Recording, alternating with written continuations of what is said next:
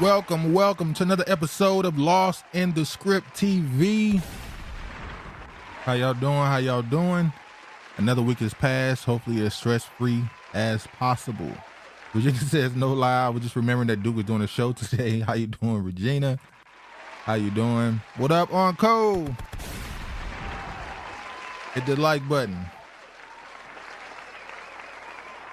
Busy week this week, but we got a lot to get to. Some breakdowns, a lot of things going on, some lingering stories still being pushed in the media, as always, these people with their agendas and stuff, but we're gonna get to a couple topics here today, get to the meat potatoes of some of these things. Today's topic is gonna be about the Negro image and control of it. We've spoken about this a lot, obviously, on this channel. We're going to speak about it again today. The Negro image. Hold on. Yeah. All right. Let's get right into it. We're going to start with an unfortunate news that I got yesterday. Hold on. We're going to start with this. Claudette Colvin, who refused to move seats on a bus that started the civil rights movement, died. So we lost what we remembered as the little girl who was the initial black woman, or at that point, black teenager who decided not to give her seat to a white woman 9 months before Rosa Parks, obviously, in her role in the civil rights movement, when they decide to, regardless of how you view it, we're going to get to some of that stuff, the history of it and how history has looked back on it in not the most fondest way. But rest in peace to Miss Claudette Colvin. She wasn't just that person. She went on to do other things in her life. She always had aspirations for activism, obviously, at that time. But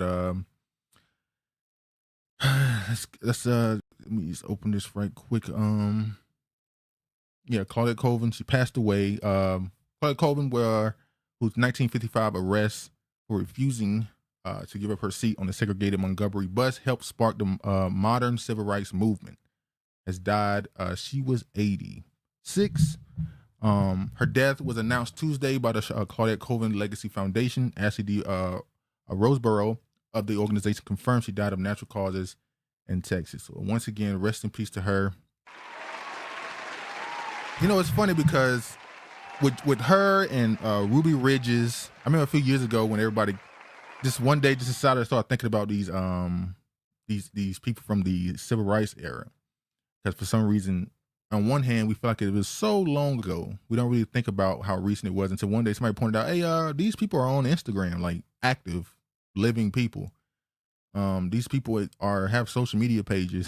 They're still around. They're still alive. Some of these people from that era, and it really showed you how it wasn't as long ago as you think it was. And even today, it's still things going on. But obviously, the controversy, not controversy, but the discussion came about the fact that obviously she was the person who initially didn't give up her seat to a white woman, and then they decided, because of optics, and at the time and during that era, with the very I'll say faux Christian country, so those values of out of wedlock birth and all that stuff were looked down upon and frowned upon, and the people in charge of this, the Martin Luther Kings, all this stuff, they knew that if they pushed her out at the front of this situation and rallied behind her, although it had been a righteous reason, they knew the opposite side would have found any reason to pick her apart in the public. They would have did all type of slanderous things to her in the newspaper, and for a teenage girl, that wasn't something they wanted to do. So, regardless if you think the Rosa Parks aspect of it was planned, orchestrated, or if you believe it was spontaneous, because there's obviously the most people who look into this feel like it was pretty much an organized thing by a political party. I'll say party because, the civil rights movement, I'll refer to it as a political party. They came together, think tank, and decided to go about it a different way with Rosa Parks so they can put sting behind it, yada yada yada. But some people believe it was spontaneous, that she just one day also decided not to give up her seat, and they just rallied behind her. Regardless of what you believe, either way it came with good intentions at least. You got to remember, a lot of the things that happened in the era, as I always say, wasn't quite what it seemed. A lot of those people had good intentions, they had righteous intentions, but it was a lot of false flags and stuff that happened. A lot of stuff was staged. But like I said, when we hear the word propaganda, for obvious reasons, we always link it to CIA, something negative. But propaganda is just controlling your message. It's not always a negative thing. Sometimes you need that type of stuff. Well, you do need that type of thing when you're trying to build a movement. So, but regardless if you think it was either way, it came away with good things. And rest in peace to her, and obviously to Rosa Parks, who passed away a while ago. But the people asked the question, like I said earlier, why was she not acceptable to face of the civil rights movement? They still pushing this, and it's kind of obvious, but they're still making it out to be a colorism thing. Uncle said Trav not back. Nah, I tried to get him back today, but he wasn't up to it. He wasn't up to it. I tried to get him today. I tried to get him back. But a lot of these things that when you talk about, people started blaming respectability politics. It's like, think tanks created a lot of that stuff on the black side. What do you think is a negative that you had a group of black people that came together and said that these are the things we think we need to do in order for the other side to give us just a semblance of respect, just a little bit. They created a framework with which we live through even today. And we're going to get to that later. We're going to definitely get to that later about how that white gaze still matters in order to gain respect. We decided to live through their eyes in order to humanize ourselves, which is kind of crazy, I know, but it's the history of this country, and people had to do what they had to do to try to move their people forward, and they made some inroads at least. Maybe not all that we like, but they tried. Black radical, courage at that point was sidelined in favor of more acceptable symbolism. Like I said before, it's kind of shaped how we do modern storytelling. Uncle said, "Tell him we miss him, we love him." I'm gonna keep trying. Man. When you look at the whole situation they created with Martin Luther King versus Malcolm X, and how that's kind of been passed down through the generations in every form of media or politics that we have, is always these opposing sides, these two black men or people that have these different opinions on each other, and they're not supposed to like each other, and one is the good and one is the bad, one is the red and one is the blue. But at the end of the day, it's supposed to be everybody supposed to have the same goal at the end. So it is what it is. A lot of criticism was levied on, at least not modern day. When we look back, like I said, people tend to romanticize segregation and all this stuff, Jim Crow. Oh, we had our own businesses and we didn't need theirs. And I don't got to go into detail again, but that's not quite what happened. People were suffering. You were locked out of the economy. You couldn't move up in society, and it's having a business that only can employ your own and feed your own, but you're struggling to get basic resources is never something you don't want to be always trying to survive. I think black people, we tend to have this survival mindset of, as long as we can survive amongst each other, we don't need more. It's okay to want abundance. It's okay to want more success for your people, but a lot of these black movements didn't fight for, the system, didn't fight the system of oppression. They tended to try and fight the image, try to fight, create an image, manage the image that we had at that time. So rest in peace to her. It is what it is. Condolences to the family, and she is forever indebted. We are indebted to her. But anyway, let's get to some more. Uncle said the fans calling him on to the stage. We love you too, dude. Keep holding it down. I appreciate it, man. Appreciate it. All right, let's move a little forward with this. We can get to a little bit more chaos, but it still is a part of that. Oh, before we move on, I want to mention this too, because like I said, the whole the idea of colorism comes into it because they chose Rosa Parks as the person they wanted to get behind. They tend to forget it's this right here, because nothing is new under the sun. This is 1944. This is about 11 years before Miss Claudette, the young teenager, decided not to give up her seat. This is Irene Morgan. This is 1944. She did the same thing, decided not to give up her seat. Irene Morgan, a 27-year-old black mother of two, was arrested for refusing to move to the back of the interstate bus in Virginia for a white couple.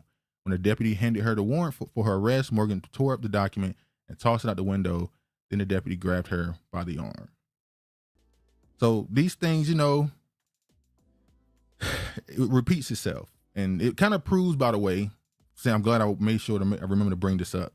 It also proves that there needs to be an infrastructure built sometimes. When you talk about the civil rights movement, there was an infrastructure that people could target and get behind things and build momentum. When people do stuff on an individual level and get, some support from the community, it doesn't always lead to success. So kind of shows the proof of concept, right? You need something built. As Uncle brought up, the Panther Party, the Black Panther Party. And we're going to get to the new one too. Yeah, I'm glad you brought it up. Salute the Empress. Hey, the new Black Panther Party is a joke. Oh, yes. We're going to get to that too. Yeah. All right, now we can actually move on now. All right. Quick story. Not gonna stay on this long. Since we talking image.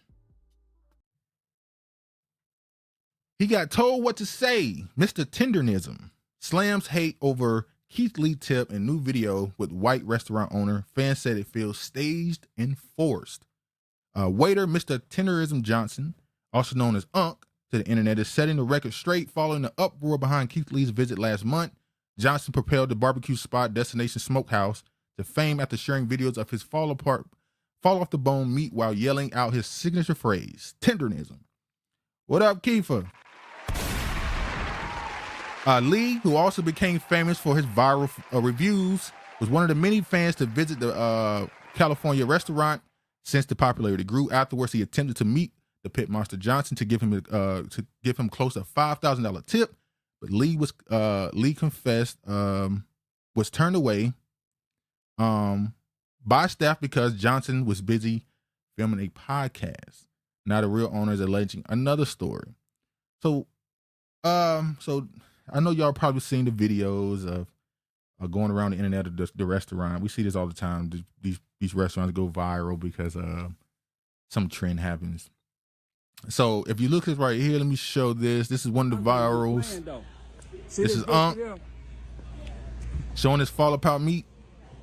I tried telling y'all about tendernism. You think I'm playing? Look.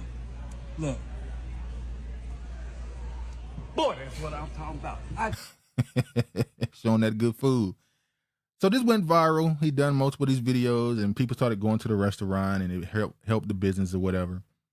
Initially, I didn't keep up with this. I saw the videos and kind of kept it moving. I didn't follow the restaurant or nothing. I don't be on TikTok much at all or any of these. I don't really watch a lot of this. So going back now and reading some of the stuff and looking at some of the stuff that happened that came from this, you obviously think, oh, they're exploiting them. You ain't let the man, you trying to steal his shine, the white owner of the restaurant, making sure he stays the face of his restaurant, I guess. He wanted to make sure people know that it's his, which I can respect. But, I will say in the interview that I did see with him, he made sure to give the credit to Mr. Johnson as he deserved for a lot of things. But at the same time, there's a saying, you don't never outshine the master. And in this situation, it's terrible to use that word, I know, considering the racial dynamics, but you never do something to upstage the boss. It always leads to these type of situations. And then I saw this video here, somebody else breaking it down for what the full alleged story. I'm gonna play it. It's the picture here of people talking about it look fake, and they was looking at the Unc face. And this is a sad. I shouldn't bring this up, but if y'all remember years ago, there was a story of a young black boy who had these white lesbian adoptive parents.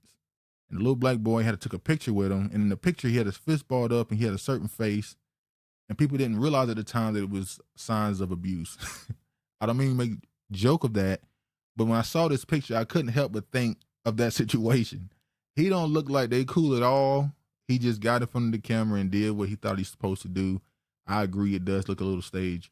But I got to play this video right here. Somebody allegedly breaking it down. And I want y'all to do this change your opinion on him being somebody who was done dirty or done wrong, or just another situation of somebody giving away their talent to somebody else for free.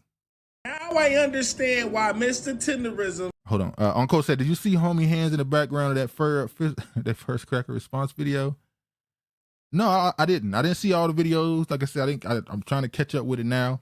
It just looked like a crazy situation. And this video right here, like I said, if this is the actual story, it's a unfortunate situation. It's kind of a tale as old as this country, where a black person has talent, but they just don't have the capital, or they don't have the confidence, or they don't have the support to build it on their own. So they decide to invest themselves in somebody else's and help build it up. And then at the end of the day, it's theirs. It's theirs. Like, no matter how you cut it. So even if you're the biggest part of something growing, it belongs to them. Let me play this. Now I understand why Mr. Tenderism is being treated the way that he's being treated. We're going to take this thing all the way back to 2019, before COVID, right? So Nick's father owned a coffee shop, right? His father passed away. Nick took over the coffee shop, named it Destination Coffee Bar. So one day, Walter Johnson, aka Mr. Tenderism, him and his wife came into the establishment, and they were talking to Nick's mom, right? And so they were telling Nick's mom, he's from New Orleans, he makes his great gumbo, etc., etc. So Nick asks his mom, who is she talking to? She tells him, this is an older gentleman, he makes great gumbo, he's from New Orleans, etc., etc. The following day, Mr. Tendernism, aka Mr. Johnson, shows up at the coffee bar. Before the shop is even open, he is standing out there with a chef jacket on. And Nick is like, yo, what are you doing? I haven't talked this over with my mom yet. Let me talk this over with my mom, and we'll call you back tomorrow. Nick calls him back. He starts working at the coffee shop. He starts making his gumbo. They start selling the gumbo at the coffee shop. Couple months pass, COVID happens, right? So they shut down for 2 months. They reopen, and Walter, aka Mr. Tenderism, has this idea that they should start selling barbecue out the coffee shop. And right there, there's this thing where they tell you never invest in somebody else's business that you work for more than you invest in yourself. As much as you build something else up, you make sure you build with it. Now, you could say, as far as this social media trend situation, he kind of did that. As much as the business benefited, he also became a brand in itself. So regardless of what happened with this situation, he could start a food truck. He could do something with the level of attention he's gained. So he was able, at least in the end, to build himself up while also helping the company or the establishment he worked for. After they started selling barbecue at the coffee shop, fast forward 2 years later, they take coffee off the menu completely because the barbecue was selling so well. Now, fast forward a couple years from that point to the point where... Now, you don't completely change their business. It went from a coffee shop to a barbecue joint. You've completely changed their entire business at this point. At today, it's no longer Destination Coffee Bar, it is Destination Smokehouse. He's the owner.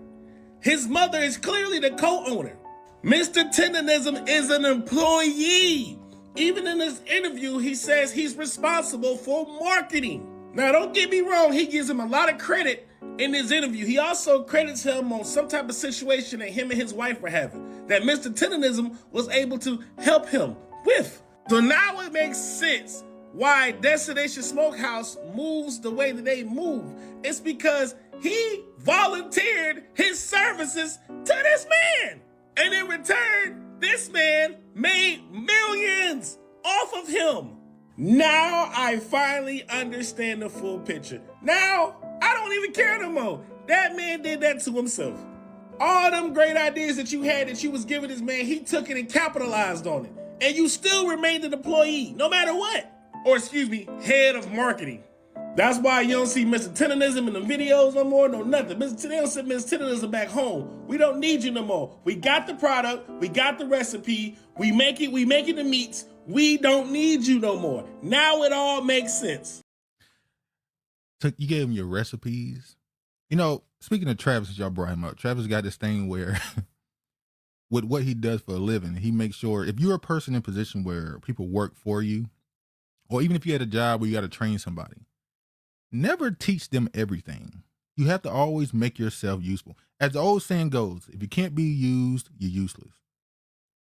If you give somebody all the game, yeah, at some point you're kind of, I don't need you anymore. Now, see, this situation might be a little different because as On Code is saying right here, boycott their ass. Because this is a situation that is getting a little controversial online, this might end up hurting them in the long run as a business. I don't know if it'll immediately lose them all type of customers. If the food is good, if the recipe is worth a damn, people are going to still go there. But is he a victim, or is it a situation where once again somebody didn't invest in themselves enough? Uncle said, "Fangled Unc, where you catch a flight to? Trick bag, definitely a trick bag. Definitely a trick bag happened." Keeper said, "Facts."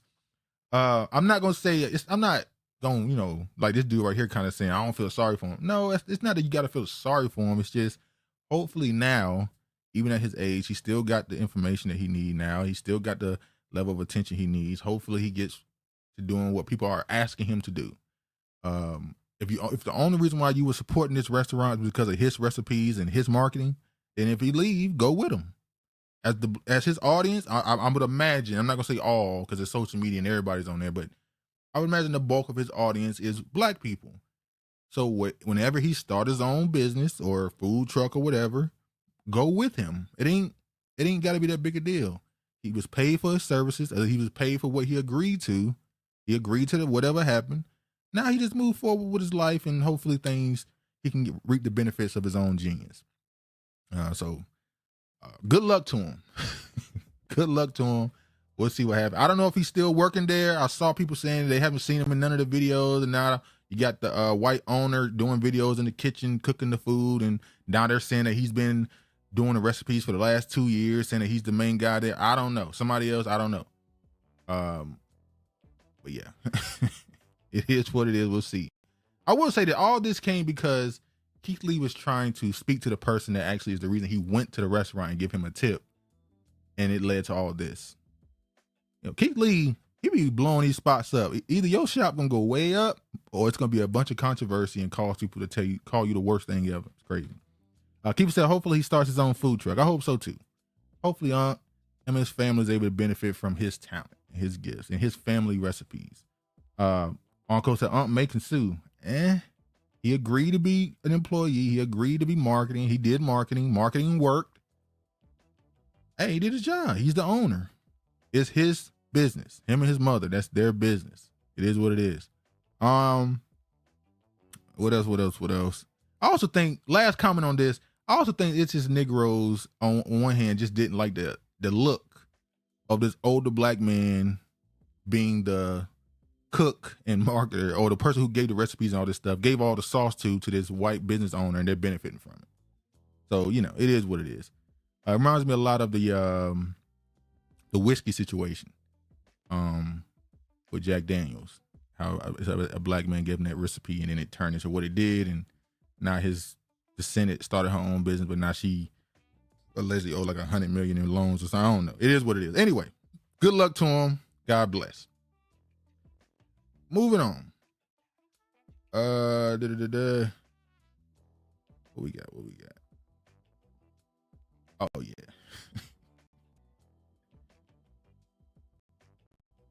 Definitely. Okay, hold on, y'all. Speaking of controversy, we had a big blow up. Corey Holcomb and Anton Daniels nearly come to blows during fiery podcast interview. Now, I fuck with Corey Holcomb.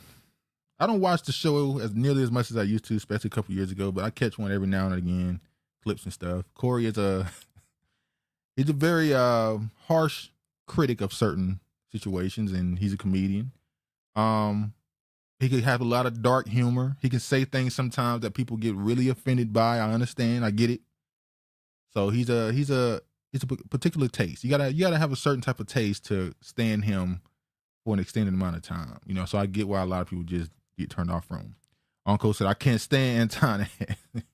And Anton is a dude. First time I heard about Anton Daniels, was there was a channel called Belief or We Believe Network or something. It was a channel dedicated to these black people on live stream talking about relationships and intracommunal problems and yada yada yada.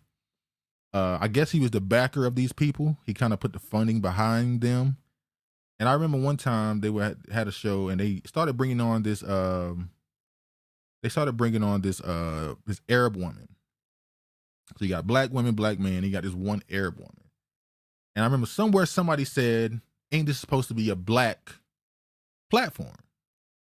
And Anton Daniels said, this is not a black platform. This is a platform where we speak about things that anybody can relate to, basically. And so then he started his own pages and stuff, and he started talking about politics and community stuff, and he kind of went into this pull yourself up by your bootstraps and stop blaming the white man. And I guess you can technically say some of his other opinions can be considered conservative. I guess he's a conservative dude now at this point. So that's how I know both of them. Corey, I know him from like 2013, 14, 15, something like that. Uncle said it was a great content though.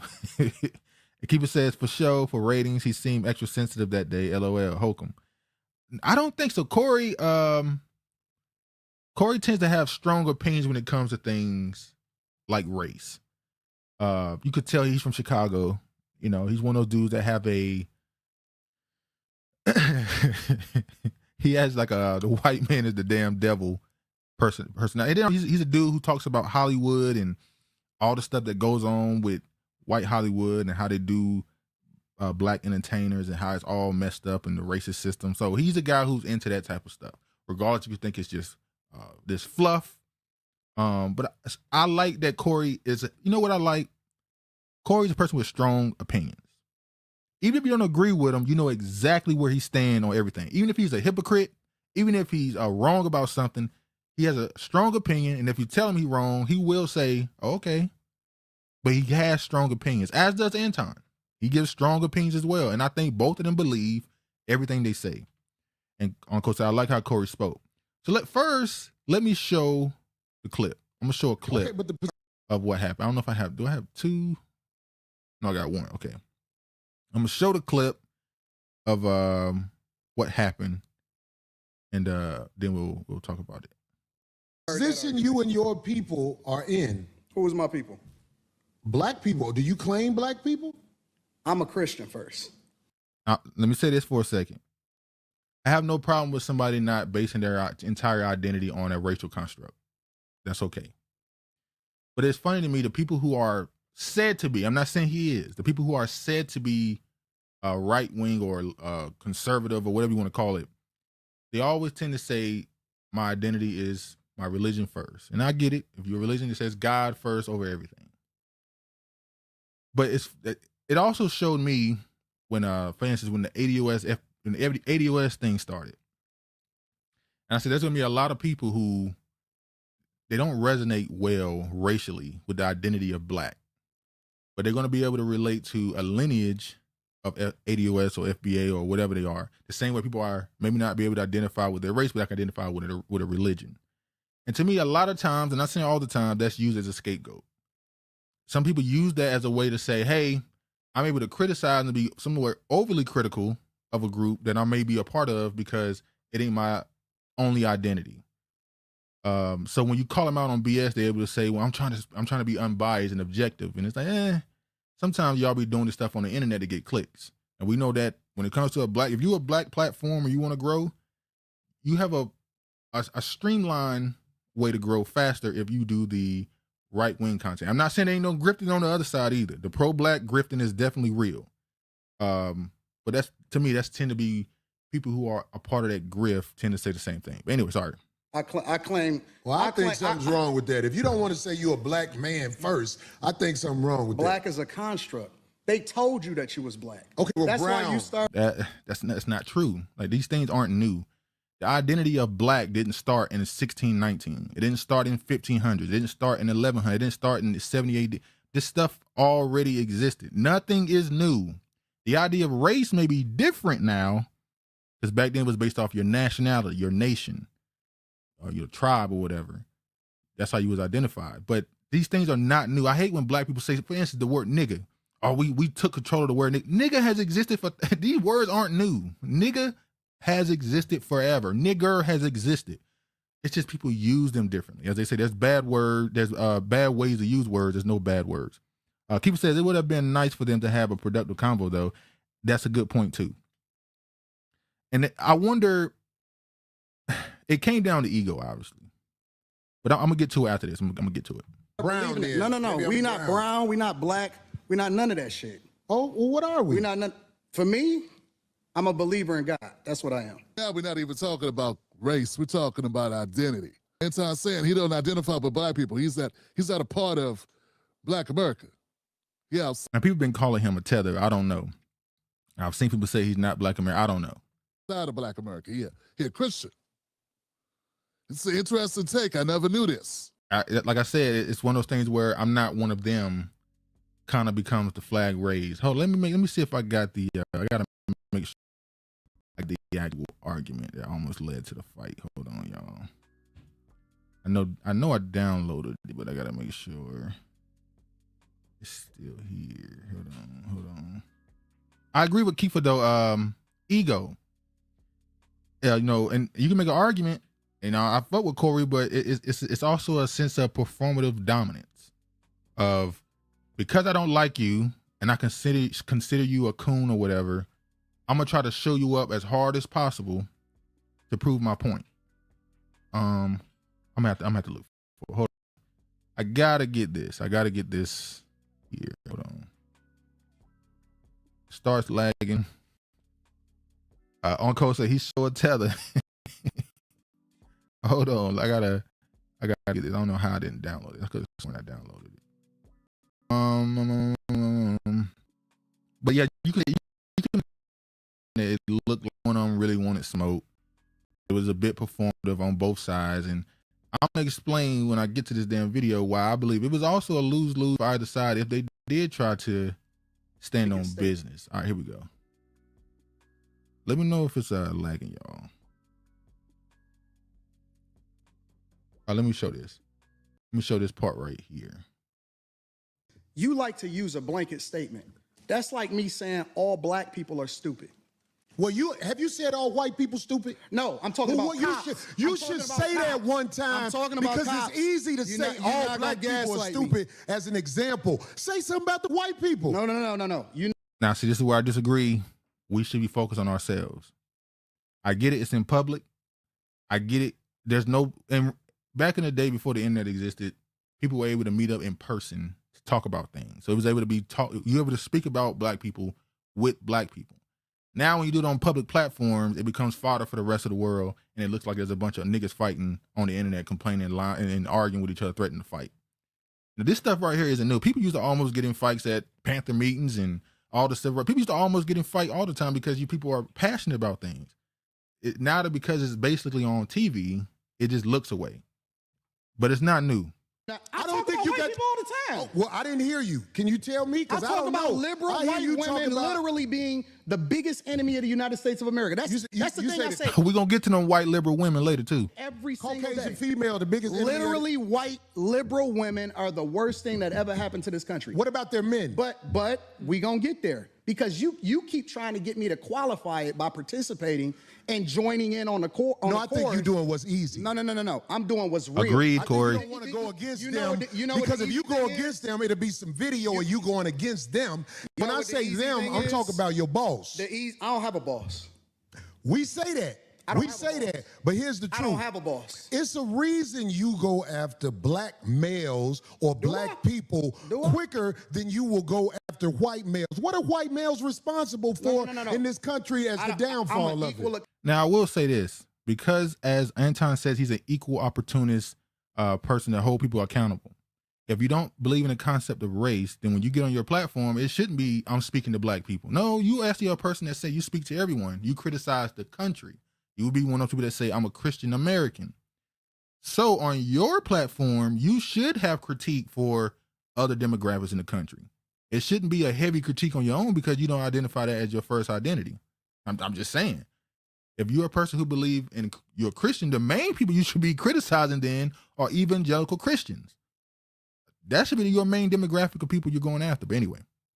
Accountability smoke giver. I talk about everybody. I'm just saying, I ain't heard you talk about white men Well, you since ain't you've been been up listening. here. You ain't been listening. You ain't been listening. I've been listening to you. No, you haven't. I hear you don't taking have, the. You don't have the capacity to be able to listen because you're too busy. No.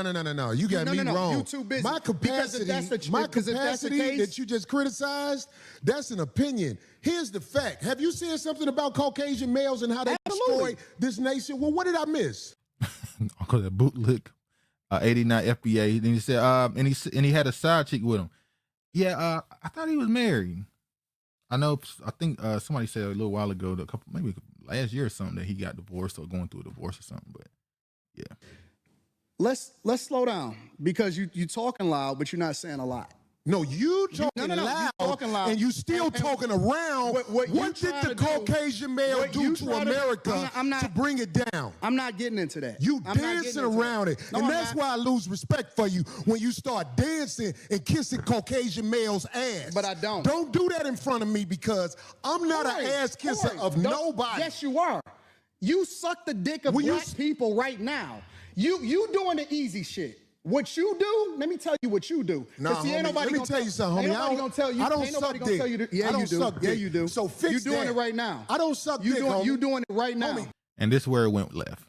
This is where nothing is being said that is worth a damn. This is where the conversation is already over. Because now both men have said something to offend each other, and now it's an ego. Now it's an ego thing. Anton's a person who likes to let you know that he got money, and he's just a strong-headed person. He's confident, and he's standing on what he believes. And Corey is the same. So now you got two men who are, regardless if you think that term alpha male applies or not, you got two dudes that are trying to prove they are alpha. And it's not going anywhere now. Craig said, well, what up, Craig? He said his side chick was that island girl. I forgot her name, though.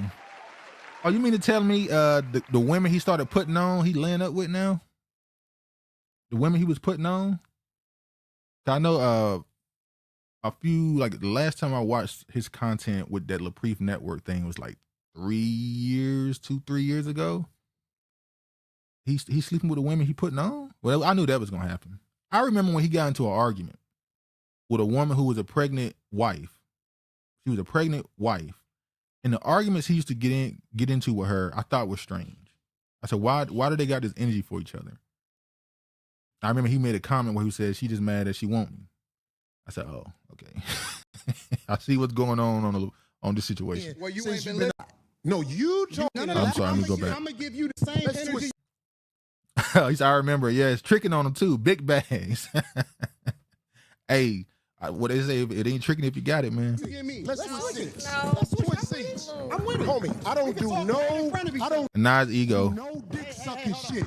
They're not even talking about the point. Corey's point was you don't criticize the people who he deems are the people that are the most detrimental to the country, which is white males.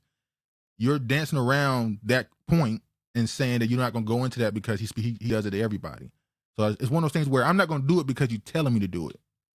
I'm not going to criticize or make a point or give you a situation or an example of me doing it because you're asking for it. Uncle said, watch out, Darlene. Yeah, Darlene, you better watch out. I'm a motherfucking man. I don't do no dick sucking shit. I don't give a fuck about none of Well, this I shit tell you right what. now. Watch that dick sucking shit, cause that'll go bad. Call it what you want. I don't do no dick sucking, You homie. say a lot of shit that I don't fuck with either. You think I Okay, give a but fuck about what you that talking about, gay nigga? shit. Oh, you I go. don't give a fuck about what you talking Hey, about. homie, I tell you what. I'm right here. Don't put You no switching dick seats sucking don't mean shit. to me. Don't put no I'm dick from sucking Detroit, shit on me, nigga. I'm from Detroit Say right I now. suck a dick again. I'm right here, right now. It didn't say it. Now, see, this is where I'm gonna get a little ignorant. And none of this matters. This is fodder. As Onco said, this is epic. We all got a little ratchet in us, right? So this is just funny to me now at this point. But I see people saying Corey wasn't about that action because the man asked you to go outside and you didn't go. And I said, it's not the point. Corey's point was you disrespected me. I'm asking you to reiterate that disrespect. Prove to me you're that willing to disrespect me again, and I'm gonna handle you. Saying let's go outside ain't the point. You asked me to go outside because you're trying to pull this reverse thing where I'm gonna go to it before you do. No, you disrespected me. I asked you to say it again. I'm gonna deal with you, and you won't say it, which means you want to go outside don't mean nothing because you got security with you. You have security with you.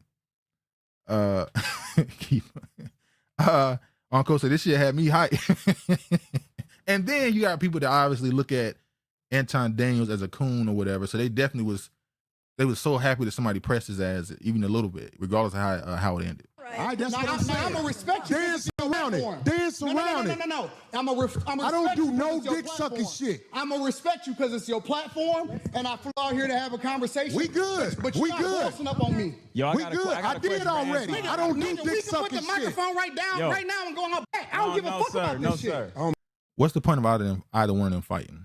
Corey has a platform, Anton has a platform, and these dudes have no reason to be fighting. Neither one of them, this is just my opinion now, neither one of them wanted to fight. I think if Anton would have said it again, I think Corey, because it is his platform, he would have had to swing. That he would have just had to, or else you would have looked like you got punked. But any other version of this, I don't think neither one of them wanted to fight. Corey simply wanted to check him. Out the door, the second he invited Anton to the platform, it was with the intention of checking him at some point if he go over a line. The second Anton said that dick sucking comment, it was already, it's over. The interview over. It's on go now. It's checking time. You just running your mouth. I'm not running my mouth. You running your mouth. I don't do you no doing dick this shit sucking for the internet. You doing it for the internet. Now, if you want to say your time, no, hold on. If you want I'll to say show Anton, you I ain't doing it for the internet. if you want to say Anton, listen, don't disrespect me like that. If you want to say Anton, don't disrespect me like that. People, I'll this respect too you, much. But don't boss up on me because you said a lot Men of shit being to me men. today that I don't fuck with either. But I let that shit ride because you don't know me. You don't know me. So I'm going to extend the same respect to you. You called me out of my name. You said some wild shit, especially with regard to how would it call this nigga out his name? Nigga, I'm Are they going in circles in this? Let me try to fast My forward. show. cool, but I take that shit as a threat. Okay, well, it is a threat if you calling me dick sucking. I don't dick suck, my nigga. Man, fuck what you talking about. I don't bro. dick suck. If you want to get back to the conversation, ain't no, because you ain't going to do shit. Because you're not going to do shit. Come at me with that dick sucking You're shit not gonna again, do nigga. shit. You're not going to Come at me with... See, I suck dick again, nigga. We can go out back right. See, both of them. See, say I said it. Say it again, and he gets up and let's go outside. Man, neither one of y'all ain't want it, man. Keeper said they both running their mouths. I agree. Look, it don't take this much time to swing. You know, when it comes to the dynamics, you know, when it comes to male, female, female, female, there's a common understanding that, and this is not a bad thing, but with women it might be a lingering argument, right? But when a man is talking to another man, there is always a thin line of possible violence. That's why you have to show respect, or else you know it can any moment can go left. At least with somebody you deem somebody who really about their life, about that action. It don't all this extra talking when you start constantly telling somebody to say something, or you keep asking somebody to go outside. You could have just swung. Either one of y'all could have just swung at any moment the last 5 minutes. You didn't because neither one of y'all really wanted it, which is a good thing. We don't need you fighting on the internet. We didn't need to see that. Would I have liked to see Corey swing on and put him to sleep? Maybe. Would I think it would be funny if Anton put Corey to sleep? I might have laughed a little bit. I don't know, but it ain't necessary. It's not a good thing. Keep saying it's a turn off. Uncle, great fucking content though. Yeah, it is definitely good content. I'm pretty sure if I go look up the episode, it probably got the most numbers. Corey numbers are pretty good too. About 300K every episode almost. Corey is a weird dynamic, a weird situation because he doesn't put his content on all platforms like a podcast, but he does really good numbers for an independent show. He doesn't really take advantage of his audience as much as he could, and people say he has this situation where he tends to self-sabotage. So it's crazy how he probably could his show could probably be even bigger than it is, but it is what it is. Uncle said, "Gotta stand on business when it gets spicy." This happening in time we buy. Yeah, it is what it is, man. We can go back right now. I'm with it. I bet you won't say that shit. We can go back right now. Now that's pretty much it. Obviously, Corey then as the show goes on, Anton is like, still trying to rehash, bring it up again. Corey points out that he got security with him, and he was a little disrespectful to the woman that Anton brought with him. I don't know if I really like that part. She didn't really do nothing, but Corey was at that point hot. Now I will say at one point, Anton said we can go outside, and Corey said we both got to leave. Anton left early. That's all I'm saying. He said we can go outside. Corey said we both got to leave. Anton left early. He brought up the situation again, acted frustrated, and left early. So take that how you will. Craig said Anton a sucker. Oh yeah, sucker. Anton a sucker. You gotta fix that.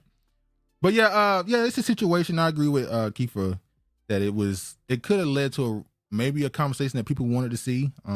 Whether or not it doesn't matter if a black man with a platform is constantly talking about how how white men are bad and how evil they are, or whatever you believe. Do you need that on the platform, or is it more so should you just critique the people you think need the most critique? The people who are seen to be at the bottom of the situation here in America. But if you're somebody who say that I critique everyone, I don't see myself as black, I see myself as a Christian, I'm just a Christian American, then it kind of make you a little bit of a hypocrite.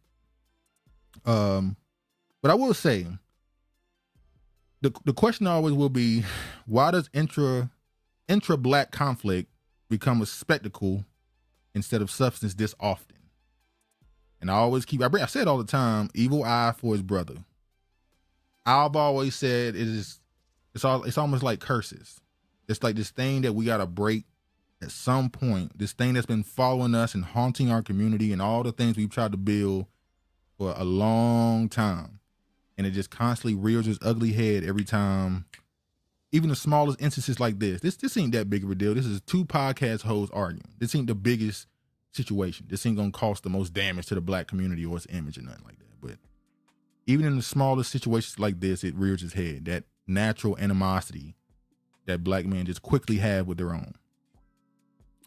Uncle said, I like trash and Quakers. Oh yeah, man. It also becomes a thing where can you even try to build any level of power when you're always publicly degrading each other for clicks? I'm not saying Corey, I don't agree with Keith on that part. I don't think Corey did this for clicks necessarily. I think the interview was obviously meant to be him checking him calling him out. So you could say he was looking for views from that standpoint, but I'm not going to say it was all for clicks. I think he actually disagrees with him and he wanted to express that to him in his face. Uncle said, I like supporting us. Me too, man. Too. Anyway, enough of the drama. The threats of violence that did, and there's always an all fight a lot of these times too. And Corey, last thing I'm gonna say on this is to a lot of people, this strike two for you. Because you said if you saw Kevin, you said a few years ago, like 6 years ago, that if you saw Stephen A. Smith, you was gonna put hands on him because he's such a coon. And then you met him and took a picture with him. And people been on your ass since about Stephen A. Smith. Now you had this dude in your face and you didn't just swing, but it's a good thing, I guess. Anyway, let's move forward. Hold on. Since we stay on this image conversation.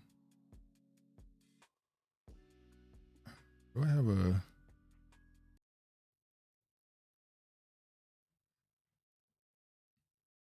busy under this. All right. Issa Rae sets film and television deal Paramount. Issa Rae is taking her talents to Paramount. The multi-hyphenated has set a 3-year first look film and television production deal at the studio, which commences this month. Rae's previously held an 8-figure overall pact at Warner Media, where she set shows including a Black Lady sketch show, Rap Shit, and Sweet Life. Question, before I go into this any deeper. Is Issa Rae a one-hit wonder? I didn't watch a Black Lady sketch show. I remember like a few years ago we talked about a clip where they did a sketch mocking Tariq Nasheed and the whole Hotep thing. So I don't know how much it was supported or not. I know it obviously got canceled, so maybe not enough. But out of these 3 shows, Black Lady sketch show, Rap Shit, Sweet Life, I never watched any of them in full, so I can't judge them. But the only show I know that was without a doubt a success is Insecure. So is she a one-hit wonder at this point? Did she got one hit? Kind of she's still eating off of that, or yeah. So comment from her. She said, "I'm so looking forward to starting this next chapter with the incredible team at Paramount to tell stories for and by the diverse communities that have supported my work over the years. I've seen people say that I guess it's a win for her. Congratulations, I guess. But it's within their boundaries. And then you ask the question again, what type of stories will get greenlit versus the ones that will constantly stay unsupported? People always use the example of movies like movies like Hoodwink or Malcolm X that had to be funded, didn't get biggest studio support versus Training Day or Precious, for instance. And it's always the ownership versus access versus just getting permission. Representation, people always asking for it, and on social media, we just need more representation, and we just need more people on screen that can tell these different stories that we have. And it's like, man, if you can get that, but if you ain't got no type of leverage, it's the answers to somebody else. You're always getting a yes or a no from somebody else. Craig says Pressure was a horror film. That's two people that straight to my mind when you say that movie. Monique should have never did that movie. Nobody in that, all characters in that movie. Lee Daniels did that movie, right? And it's funny because I'm pretty sure Lee Daniels is also the one who did Monsters Ball. So both Halle Berry, Monique, both did terrible movies because of Lee Daniels. Boy, it's crazy. But movies that get greenlit. We're going to go into this even further. By the way, since she said that she got diverse support, I want to show this quick article last year. 2020. Tell entertainment ensemble will work as studios, in-house brand studio to create opportunities for Hispanic content for Hispanic creators. So she was already on her Black and Brown shit 2 years ago. So I wonder what that's going to look like with this new deal. But anyway, I'm bringing up that to bring up here. Hold on, let me make sure we good.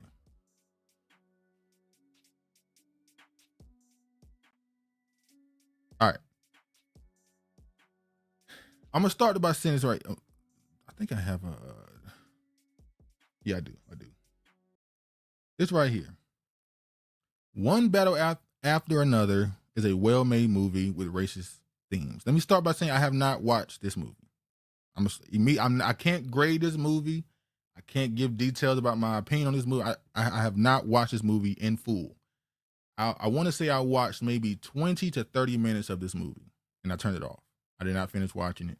So I don't have an opinion on the movie overall. I can't say it was a terrible movie or a great movie. I can only go based off of what I saw.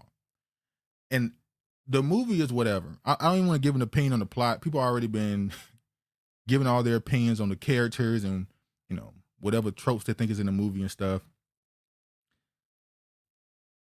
I'm going to make some points about the criticism of some of the stuff in this movie. First off, I was surprised to see that people were saying it has anti-white themes. That was already funny. So in this movie, one better after another, starring Leo. I don't forgot this. How the hell I forget? Hold on. Sorry, hold on. Leonardo DiCaprio, Teyana Taylor, Sean Penn. Yada. That's some of the people in the movie. So in this movie, from the only part that I saw, it's about some radical revolutionaries who are kind of a version of what you would consider the Panthers in America, but it's a bunch of interracial dynamics within this group. And they go out and perform these radical revolutionary things. They releasing people from immigration camps and robbing banks and yada. And in this movie, there are certain characters that people are saying represent tropes or stereotypes, where people are saying that Teyana Taylor's character represents the Jezebel character, and a few others. There's a woman in the movie named Jungle Pussy. That kind of should just set the tone for the movie. And her real rap name, the woman who plays that character, Jungle Pussy, her real rap name is Jungle Pussy. So, yeah. But before I get into that, shout out to Iman Shumpert. Your wife left, got with the new Green Lantern, and then she got a Golden Globe for eating a fed white man's ass in a movie. Congratulations. It's unfortunate for how that went, but it is what it is, man. When people criticize the movie and the characters, I've seen people asking the question of why black characters aren't keep shaking my head. It says, I'm asking this question here because once again, Jezebel characters, sexual. Teyana Taylor's character wanted to blow up stuff and have sex the whole movie. She slept with a racist white dude. Some people say she was coerced into doing it. It looked like she had a racial fetish herself in the movie. People are calling the movie a fetish film, yada, yada, yada. That's all the criticism. Like I said, I'm not going to speak much on the movie, just the criticism of the criticism. And people said, why can't black characters be allowed to have moral complexity in film? Why do black characters in movies always got to be the goody two shoes, perfect character, always the moral compass, and always the positive person in the film? And I'm like, that's not true. There are plenty of films where black people play both sides of it. I mean, when you talk about old stereotypical films like Menace to Society, Boys in the Hood, there are both good and bad in the film. There's a gray area to everybody. Nobody's really good in the film. As people are nuanced, complex. People have, people are three-dimensional in a lot of these movies. I would say Spike Lee's character, Spike Lee's Mo Better Blues, or all those other movies he did, those are complex characters. So what do you mean it can't exist? Just because somebody don't want what they deem to be fetishizing sexual tension in a movie, don't mean that they don't want complex characters. But it goes back to what I said in the first segment about Miss Claudette Colvin, who passed away. The civil rights movement made sure they had to create an image of respectability to be taken serious in the movement. So a lot of black people carry that with everything we do because we understand in this country it matters. Narratives matter. Propaganda, which is all of what Hollywood is. Hollywood is being given the okay by a lot of these movies through CIA, all these alphabet communities, Pentagon. So it matters how they write you in film because to a lot of the world, when they see this stuff, it becomes the truth. Uncle said, I can't stand Teyana Taylor. By the way, if you look up Teyana Taylor's films, I was shocked by how many of her films involve her having a partner of a different race. I mean, it's whatever, it's acting, it's movies, but it looked a lot like what's her name? The woman who played in Scandal. I forgot her name. What up?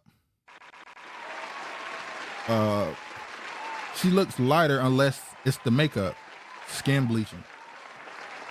Well, there also was this controversy before I go any further. She gave her acceptance speech. So she gave her acceptance speech. I'm gonna fast forward to this part right here.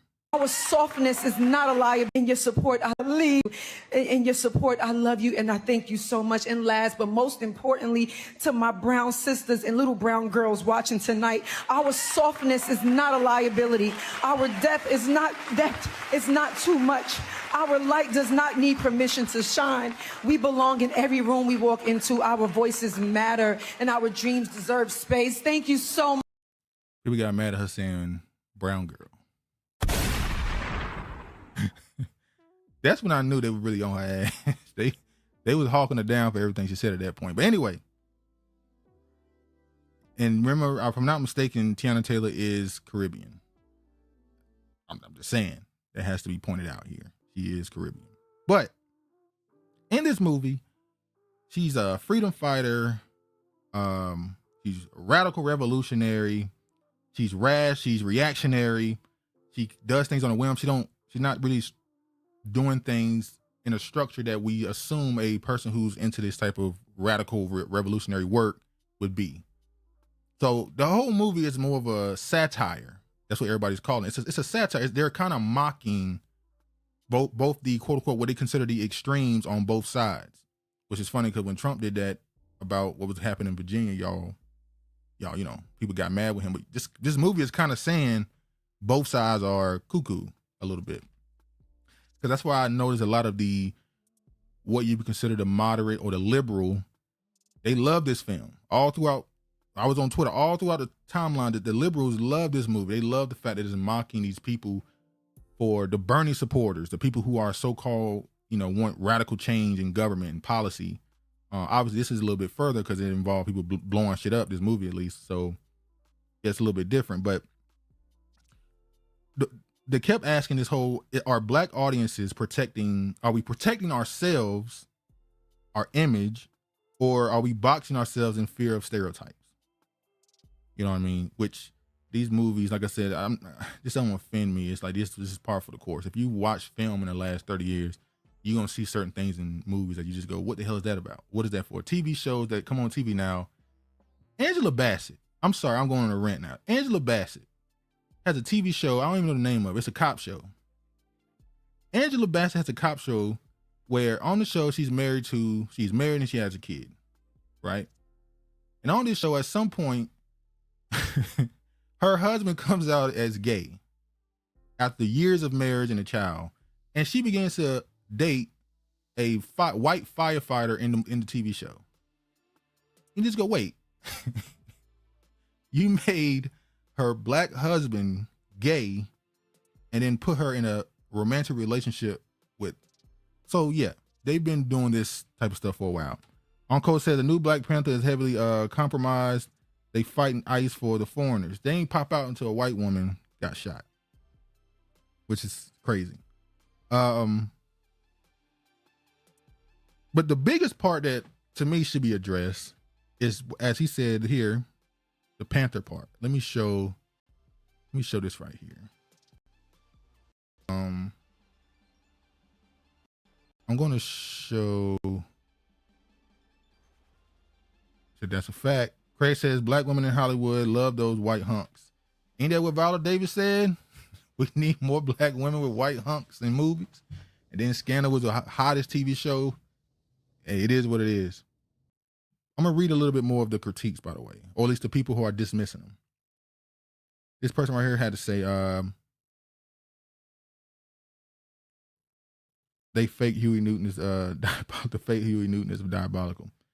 It just seems like a problem with representation in art is that characters can't just be characters, but have to stand as avatars and role models of an entire group of people, so that they can't behave badly, which is just as limiting and ridiculous as turning them into tropes. Normally, I'd say this is a consequence of those groups of people not having a wider representation, so that each one has to carry the weight of representing everyone. But I think this is a bit of insecurity and desire for respectability in heroism. So that's him saying people just looking for everything to be perfect in the movies, not taking things at face value for what they are, not meant to be a complete representation of your people. Got it. I think I have more reaction to this. I don't know. Hold on. Uncle said Robert Townsend did Hollywood Shuffle. Yeah. I got more on this. I'm gonna move forward. You know, characters can be complex and flawed, but the writing and acting can also be just as ass. And one better after another's case, the writing was ass. No amount of nuance and complexity in the subsequent critique and discourse can fix that.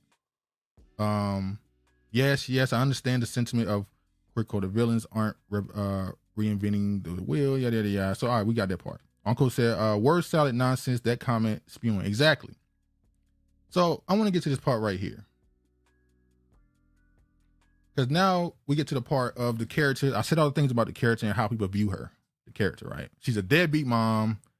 She's to me a fetishizer of white males. She's sex obsessed. She's radical. She's random with her decision making. She's selfish. All this stuff, right? But listen to this. Taylor gives a remarkable performance as a feisty, unpredictable revolutionary, and she also turned to some real historical figures when she was working out how to get under the skin of the character. I kind of feel like it was a full circle moment, she explained, because one of my favorite books in Assata is Assata, the autobiography by Black Liberation Army activist Assata Shakur. And when me and Paul were discussing this character, I'm not even trying to. That was the one of the books that also was on the table. Did y'all hear that? She just said that Assata Shakur was an archetype he used for the character. Keep in mind, this in the movie they have a bank robbery scene where they actually committed a bank robbery. That's what Assata Shakur was accused of, and not, but they said it was lying. She killed a black cop in the movie, an innocent black cop. That's what Assata Shakur was accused of, shooting a cop and saying it was, even though when they did the investigation, it would have been impossible for her to do it because she herself wouldn't have been able to do it based off of the evidence. So they made the character guilty of all the things that Assata Shakur was accused of. Like, and then the level of disrespect and mocking that they did to that character means that this was a definite mocking of all the Black revolutionary work that was going on.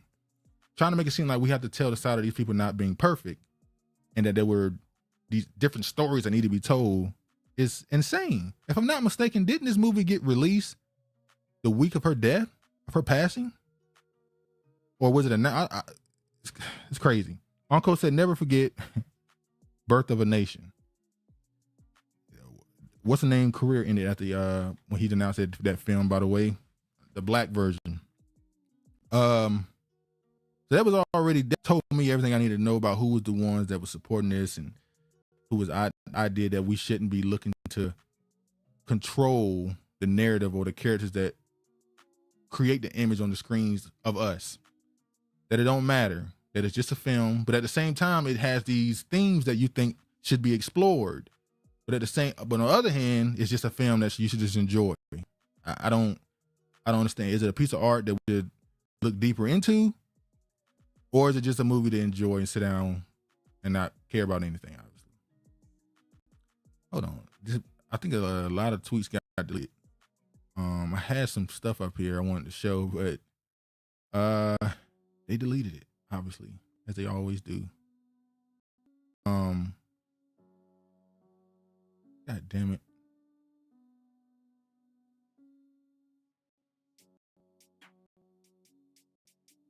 Because as we talk about this whole idea of revolutions and stuff, I know the Iraq, for instance, there's been a bunch of protests over there.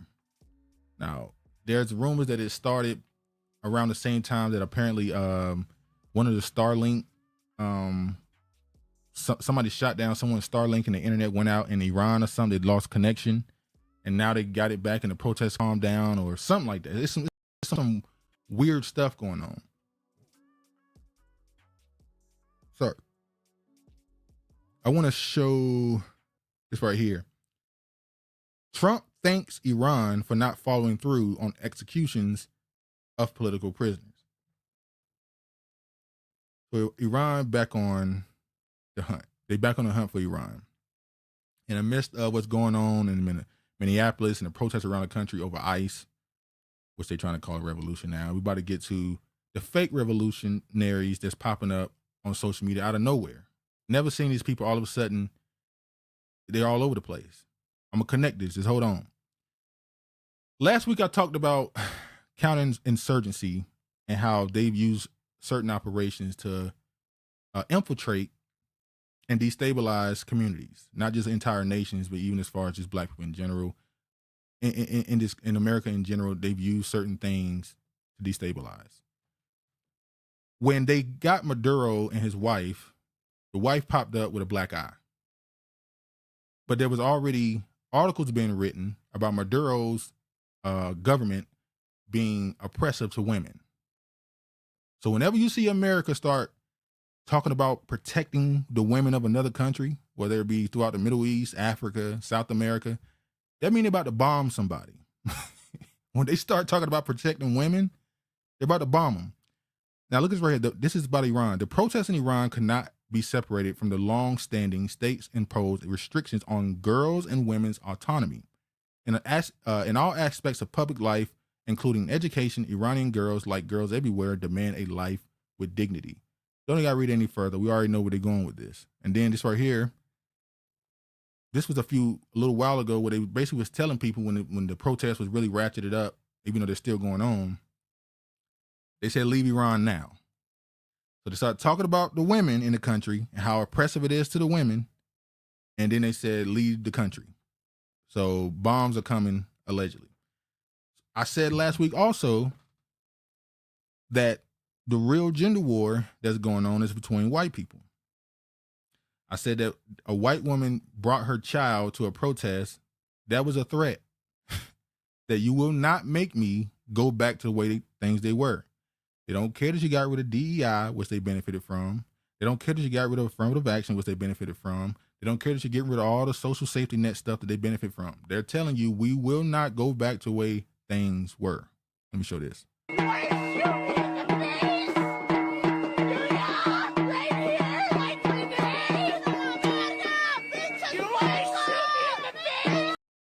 This is why earlier when Anton said the white liberal woman is the biggest danger to the country, to everybody. She's gotten towns burned down, cities bombed. She's gotten other countries bombed. Like, she is the most dangerous person on the planet. She's even causing destruction to her own community now. And I want to show this right quick. But only for women. You've had decades upon decades upon decades of policies that have specifically benefited Black women. Dr. Tizon Johnson breaks this down exclusively in his book. For those of you guys who think that this is all a joke, when you actually look at the data and you understand the amount of programs that have been made available or were made available to women, and specifically Black women, that were completely null and void, that were non-existent for Black men, you will be shocked. So that showed that they did it to Americans, Black Americans. People says they all sound exactly the same, crazy, screeching banshees. So they've done it with all these countries around the world. They've done it throughout the Muslim world. They've done it here in America. And now it's affecting them with white women. I like to watch her. I watch her channel. Yeah, I know her too. She does the Pan-African and she does kind of the gender topics where she kind of comes to the defense in a lot of cases of historical analysis of Black men. But this right here is the other side of counterinsurgency and how these people take something that you take pride in and redistribute the image to what they like. They dilute it. And I mean that in two different ways. Let me play this right here. This is the new, they don't refer to themselves as, this dude didn't refer to himself as a new Black Panther Party member. He said he is of the original, the one that you get Fred Hampton and all these people from. Well, we don't believe you. You need more people. He said he is a Black Panther. Now let's see what he got to say about the group. All power to the people. Chairman Paul Burton reporting for Active Community Defense Duty. Listen, two things that I need to run by you. Thing number one is, a lot of people are saying that we should not stand up against ICE because we're standing for people that aren't us. And Black Panthers only stand for Black people. That is a lie. Huey P. Newton said that we are internationalists and we stand with all oppressed people no matter what color they are. That's the founder of the Black Panther Party. Oh boy. There's a lot. Okay, the Panthers, we do know that they did start doing the whole Rainbow Coalition things, but the Panther Party has always, he's saying this, let me finish playing something right quick. You got to say the word right quick. Hold on. This said that. So everybody who's running around talking. Y'all see the neck? Let me rewind it right. Look, watch the neck. Black Panther Party. This said that. So everybody who's running around talking about Black Panthers don't stand up for people other than Black people don't know a damn thing about the Black Panther Party. That's thing number one. Thing number two, the Black Panther Party created something called the Rainbow Coalition, which is a coalition of Hispanics, Asians, whites, and blacks. But they were separate. They weren't Panthers. You had the Young Lords, you had the Panthers, you had the white. They were separate. There were plenty of white people who used to ask them, "Hey, can I be a Panther?" They would say no. The leader of it said literally, "If you want to be a Black Panther, create the White Panthers," and they end up doing that. They weren't Panthers. That's the point. Panthers were Black Panthers. It was black people. It was a black movement. It was Black nationalist movement. Now you can say that it did have a very globalist lens to it because it had this whole oppression anywhere is oppression everywhere type thing. But it was a black movement. Yes, there was no Mexican. Well, let me stop. Because once it was infiltrated, you started seeing whites and Hispanics and all these Puerto Ricans and stuff join the Panthers. But the original ones, it was black people. Everybody couldn't join. That was the point. It was a separatist. From all over the world working together to fight oppression. Again, the Black Panthers stood with the Mexicans, stood with the Puerto Ricans and the Dominicans, stood with the... Because they was going for a common goal. You want to know why the Panthers were willing to work with those racist white organizations? Not because they wanted to be friends with them. There was a lot of the Marxist, classism, class belief that it was class over race. Once again, it was towards the end of this. But it was still understood that we have a common goal. I'm not around you because I like you and I'm fighting for you. I'm using you to build my numbers to help my people. That was the point. The Japanese, the Vietnamese, the Black Panthers did a whole campaign to end the Vietnam War because they stood with Vietnam. So for you guys who are talking all of this gibberish about, you guys aren't following traditions of the original, who do you think our leaders are? I don't got to play no more of this particular video, but the fact that y'all popped out after a white woman was shot and ICE started packing up these immigrants is hilarious. I didn't pop out for Keith Porter, who got killed in California, by the way, by a off-duty ICE agent. When the Panthers actually started in Alabama, but where they went left in California, Keith Porter was killed in California. You didn't pop out. That white woman got shot, and all of a sudden, y'all want to stand up and all this stuff. Now y'all want to come around dressing your berets and all this shit, talking all this shit like the Hebrew Israelites on the corner. Now you want to threaten cops and say they pigs after they kill a white woman. Y'all, boy, I swear to God, Uncle said, look at this bullshit. It's a psyop. Not this guy. Mixed baby. The dude, this nigga, this is Ricky Ricardo. This is not a black man. Like, come on. This dude is Dominican or something. I think he's from Jersey. And if I'm not mistaken, there was a woman who came out on social media who said she actually got on a call with the junior, Fred Hampton Jr., and he said this dude ain't got nothing to do with us. Don't share him or nothing. He building off he's not a part of us. I had a woman who said this. She's a part of the Chicago Red movement, right? So a lot of people were saying she's faking and lying. She showed a screenshot of a phone call, but she didn't record them, which makes sense. If she's really about that life, you're not recording Fred Hampton Jr. There was some police shit. So I get it. So I don't know if it's verified. All I know is that's a damn Ricky Ricardo ass dude out here telling us that we supposed to protect everybody as black people. This is crazy. Keeper said, learn how to mind your damn business. He cosplaying like an SNL skit. Exactly. Like he ain't even got the fact that he's trying to change the cadence of his voice and how he moved to sound like them from back then. It's like, bro, we don't talk like that no more. The culture changed. You trying to sound like that because you ain't really about that. Keep saying no. Like, come on, man. Now let me play this one right here. Hold on. Agent ever run up on me, I guarantee you they won't. I put a hole in their chest the size of a window. Safe line repair, safe line replace. That's what's gonna happen. They touch me. Unarmed woman was killed by ICE. If you think you about to come and brutalize the people while we're standing here, fuck around and find out. Our interactions with the police and ICE and... Did he pop... How old is he? Did he pop out when they shot all these other black people? I mean, Minneapolis, we were on this channel, we've talked about many shootings that happened in Minneapolis. Why he ain't pop out when the Somali dude popped the Australian white woman? He was a police. And since he wanted to defend white women, maybe he did pop out. I don't know. we hold them accountable. We hold them accountable. We patrol the community and we hold them accountable. The Black Panther Party for Self-Defense, we're the same Panther Party from back in the day, but we're a little more aggressive now. More aggressive now? Well, we don't believe you. You need more people. Hey man, I've been saying for the longest, I don't like how, I'm not referring to him because I don't think he's a part of this, how a lot of black people tend to talk about people back then like shit was easy, like it was sweet. Like they just was going for, they were so docile. Like the black people today are far more docile than they were in the 60s. In the 50s, bruh, there's so many stories that aren't being told about how black people was more than willing to defend themselves, how shit was not sweet back then, as you try to make it out to be. Unfortunate things happened, but it was not. The Panthers actually had bombings. They were bombed in places. They had shootouts. They actually shot, some of them had self-defense against police officers. They willing to shoot back at cops. Like you just walk around holding a rifle, like you ain't doing nothing.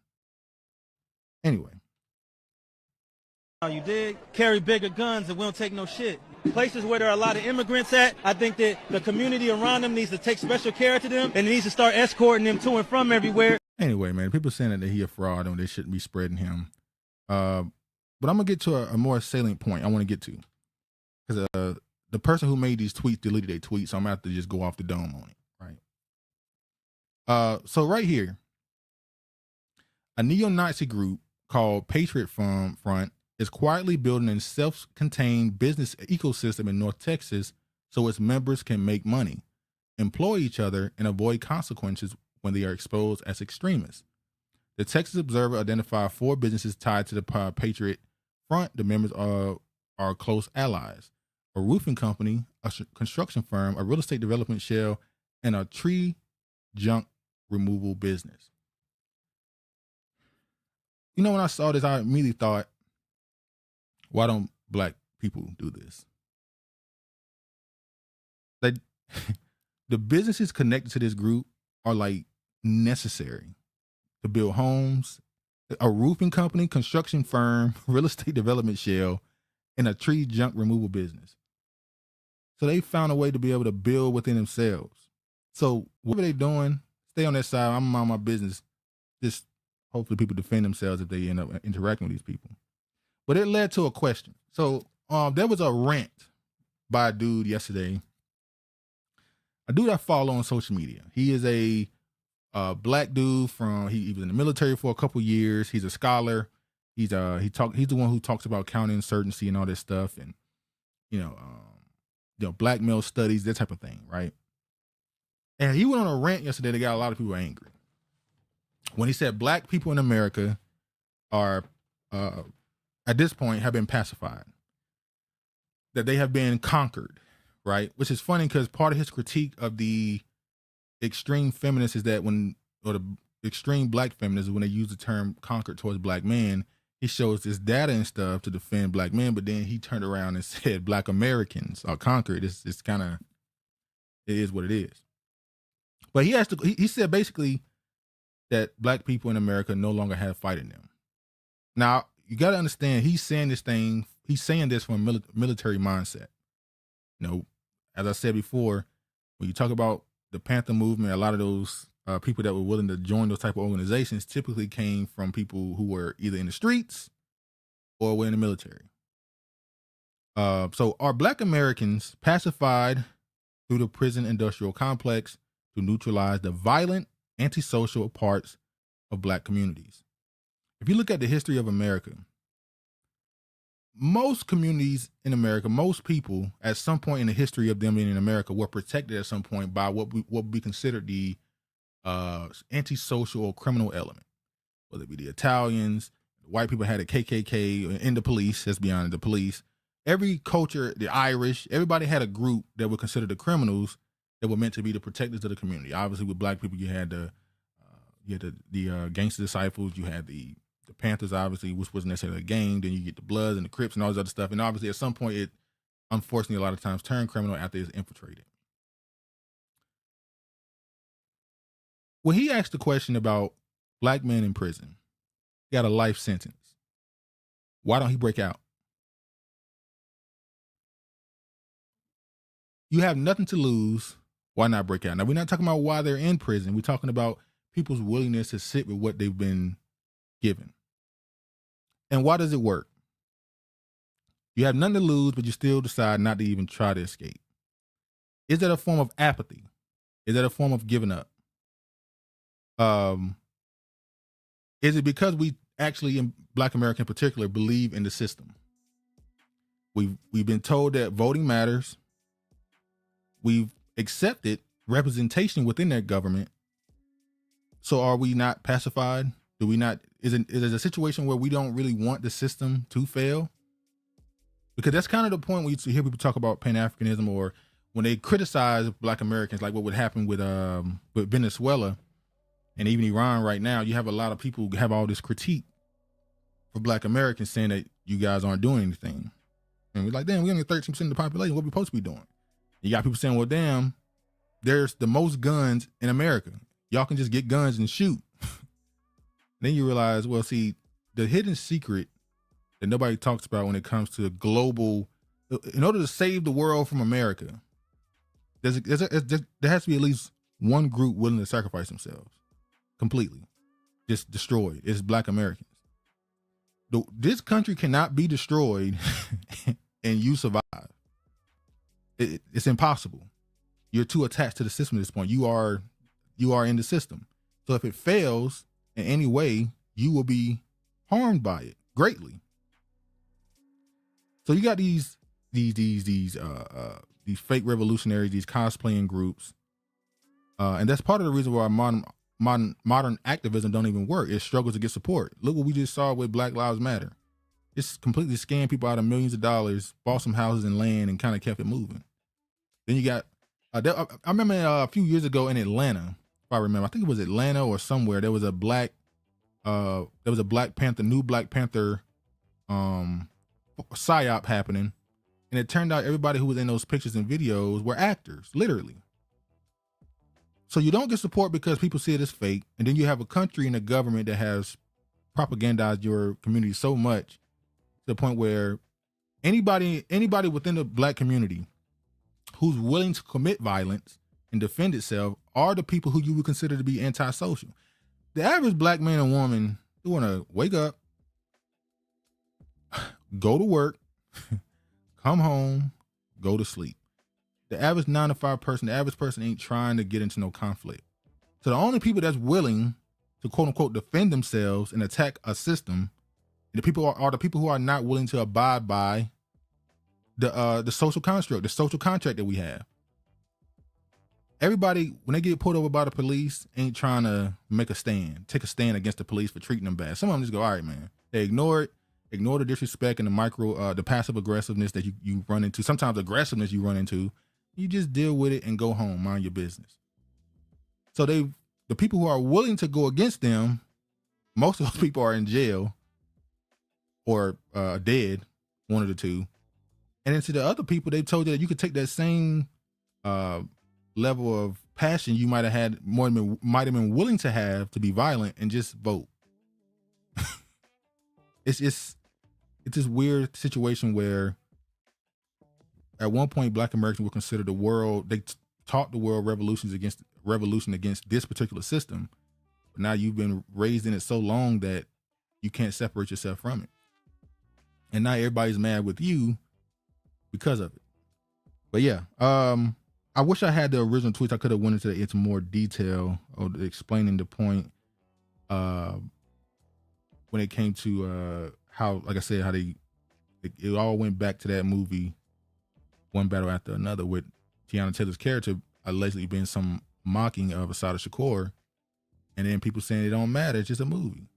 You know, the image matters because it portrays something, and then you get to this Ricky Ricardo dude running out acting like he's actually a Panther.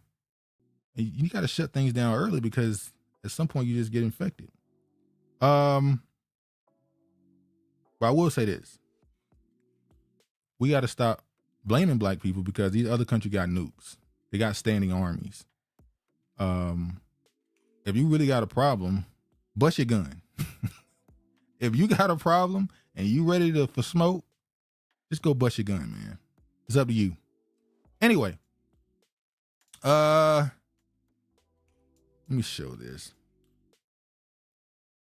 I just want to show this headline right quick. ICE agents eat at small town Mexican restaurant, then arrest workers. Federal agents detained 3 workers from a family-owned Mexican restaurant in Wilmore yesterday, hours after 4 agents ate lunch. It was not immediately clear what the immigration status of those detained was or whether the people detained included the restaurant owner or only workers. That's kind of messed up, man. I'm going to come eat some lunch in your restaurant. After you cook my food, I'm going to come back and arrest you and detain you. These ICE agents moving crazy. I'm seeing people arguing and threatening people, the people threatening them, trying to make it really go left, it seems. And let me show this right here. Minneapolis labor, faith, and community leads have joined to call for a general strike on Friday, January 23rd. Let me play this here. This is why you got the Panthers coming out for this white woman and these immigrants. You also got these people here doing the same. We are not going to shop. We are not going to work. We are not going to school on Friday, January 23rd. And so for some people, they call that a strike. For many of us, we say that this is our right to refusal until something changes. We're doing it with unions, like the St. Paul Federation of Educators, Unite Here Local 17, SEIU Local 26, our ATU, our transit union here in Minnesota, and many, many more unions are gathering. We are asking every single person, every family member, every teacher, every bus driver, every child care worker, to come together, to be in community, to stand with one another. That's exactly what Renee Good was doing. You know, it's funny. People said lies. It is funny to see that the whites aren't even trying to milk this. Obviously, you got the liberal white people who are talking about this Renee Good situation. But the fact that the majority of the white people don't give a damn about this woman, she's a traitor to them. As I said last week, she is a traitor. She was a lesbian woman. It don't matter if she had kids in previous marriages. She's, at this point, she was useless to them. And now you got these black people using this woman's name like she's George Floyd now. Craig says, Lord. Oh, what up, Honorable? Happy New Year to you. To you. Sorry. Happy New Year to you as well. Sorry about that. Right to But yeah, they don't give a damn about this woman. They don't care. Now I got to show this, because while you got black people and Dominican Black Panthers, you got other groups trying to get their inroads into this country too. Remember, it's obviously had the ICE stuff going on all last year, and then we ended with the daycare scandal, and which led into a welfare scandal with the Somalis. I didn't know about this right here. Shout out to Mark.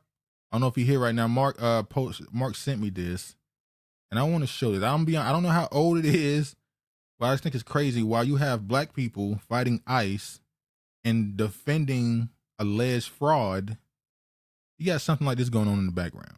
Check this out. Recent remarks from the Trump administration emphasizing stricter immigration enforcement have coincided with renewed efforts by Somali advocacy groups to establish an official Somali Heritage Month in June. Organizers cite cultural recognition and demographic growth as the basis for the proposal, though the timing has generated controversy because June already includes Juneteenth. You know, it's funny. These people act like because Black Americans have Black History Month, that it's about ego. The purpose of Black History Month, which was Black History Week, was literally education, to make sure we teach our history. It is not just about having a holiday or a month, a Heritage Month, just to have it. You want one because you're here. How can you come from a foreign country, become a citizen here, say you're proud of being from that foreign country, wave that flag around in the new country, and then want that new country to also celebrate your old country. Without even talking about the alleged fraud they was doing in over there with the Somalis, or in the billions, possibly sending hundreds of millions back to Somalia. I don't understand why these people come to this country and expect equal footing as far as feeling like you own any part of the pie in this country.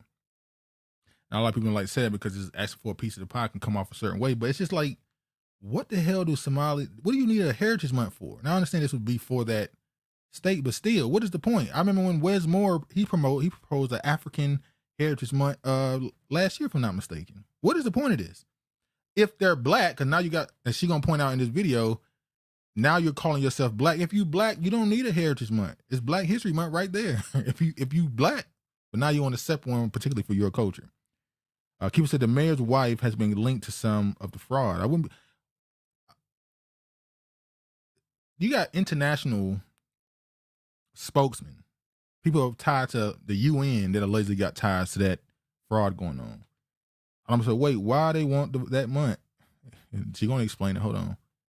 A federally recognized observance marking the end of chattel slavery in the United States. And then Juneteenth, wasn't like last year or 2 years ago the first time it was actually celebrated? And y'all trying to settle like dust or scum. You're trying to settle on an already established holiday. Yep, then wonder why folks don't want you around. Critics argue that positioning a newly proposed Heritage Month alongside Juneteenth risks overshadowing a commemoration rooted in centuries of enslavement, segregation, and civil rights struggle experienced by a population whose presence in the country predates modern immigration systems. They note that Juneteenth is not a generic cultural celebration, but a historical marker tied directly to the formation of American law, labor, and identity. Law, labor, and identity, none of which has anything to do with a foreign country, aka Somalia. All right. So, it continues. Several non-immigrant descendant Black American commentators, scholars, and community leaders have publicly pushed back, questioning both the timing and the framing of the proposal. Some have emphasized that recognition should not come at the expense of an existing federal observance, while others have called for clearer distinction between immigrant heritage celebrations and foundational American historical events. All right.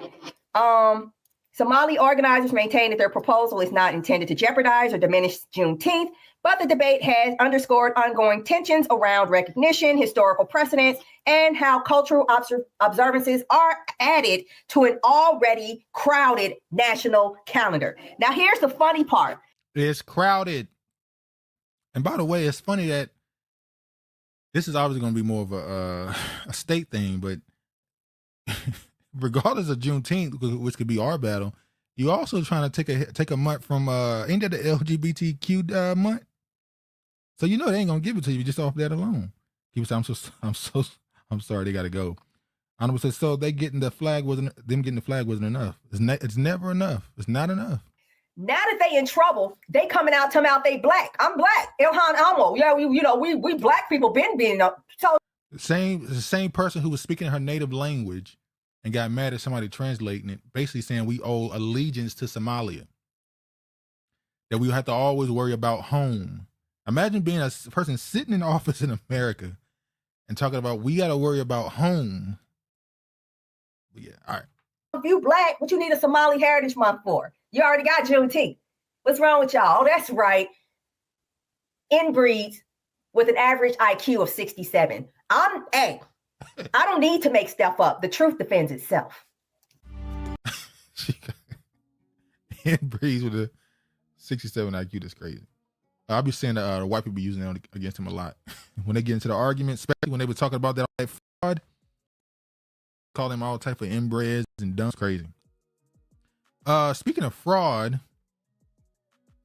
so when that dude went to Minneapolis and did the whole daycare thing, all the people on the left were, defending it, saying that they were lying, they were showing at the wrong time, and these places weren't all frauds. When a person on the other side went and got in touch with that other community, I'm surprised this is even out. And I'm pretty sure the other people who was complaining about what happened with those daycares They ain't gonna say shit about this. Let me show this right quick. I'm not gonna show the video. I'm gonna read this. Welcome to Kaya's Joel, a village of 44,000 Hadistic Jews in upstate New York living off the TITA welfare programs, and according to Jewish Talmudic law, 99% of the village residents are Hadistic Jews. They speak primarily Yiddish. 40% live below the federal poverty line, and 40 to 60% receive SNAP assistance. Reports estimate the average of 7 children per woman, some of the highest fertility rates in the developed world. Median age is at 15 years old. Almost all children attend private religious schools. Per capita income is $13,000 per year, with an extreme low compared to New York average. So these people are welfare recipients. A village of 44,000 Hasidic Jews in upstate New York that primarily speak Yiddish have an average of 7 kids. By the way, the tunnels, questions, tunnels. All right. Per family. How many kids do most people have out here? 17, 18. How do they afford 17, 18 kids? It's one of the poorest towns in America, with 40% living beneath the federal poverty line. Now I wonder, are they really below the poverty line, or are they doing a lot of moving a lot of that money around or something? So they having all these kids. Keep says 7 kids. They have all these damn kids, but living below the poverty line, which when another demographic does that, they say that's irresponsible, right? That's irresponsible. But they're doing it so that they can absolutely live off of the country. Man, keep said 18. They living in they back in the 40s, ain't they? The last time you had people having that many kids on purpose, that was well over 80 years ago. They doing it in 2026. Assistance and welfare in the form of Medicaid, housing vouchers, food stamps, and cash aid to support their giant families that God commanded them to have. And the village enforces strict gender roles, modest dress codes, and sends their kids to private religious schools. And why is it okay for Jewish people to live together in a homogenous Jew-only community, but it's illegal when white people try to build their own? I pulled up to Curious Joel myself to see what's going on. Surprised that somebody with one of these political beliefs was even willing to go against them. But then again, I'm not going to call him that. But the Nazis have this weird thing where on one hand, they hate Jews, but on the other hand, they admire them for their beliefs. They agree with them that it should be just a country of one ethnicity, an ethno-state. But at the same time, they hate them. So it's weird. It's just an admiration thing they have. Craig said Jason Black talked about this 2 years ago. I want to say a little while ago there was a story that came out about I saw a video. It was a black dude living in New York. He was asked a question about I don't know if it was a welfare in general. He was talking about something about aid to citizens, the social safety net. And he said, you know who get the most money? They go up there to Crown Heights. He said, man, I was in a grocery store. He said, these people get thousands of dollars in SNAP benefits. Like the average, you got people out here getting a couple $100s on their food stamps or whatever, their SNAP benefits. They're getting $5,000, $10,000. They're running up the bag on SNAP benefits.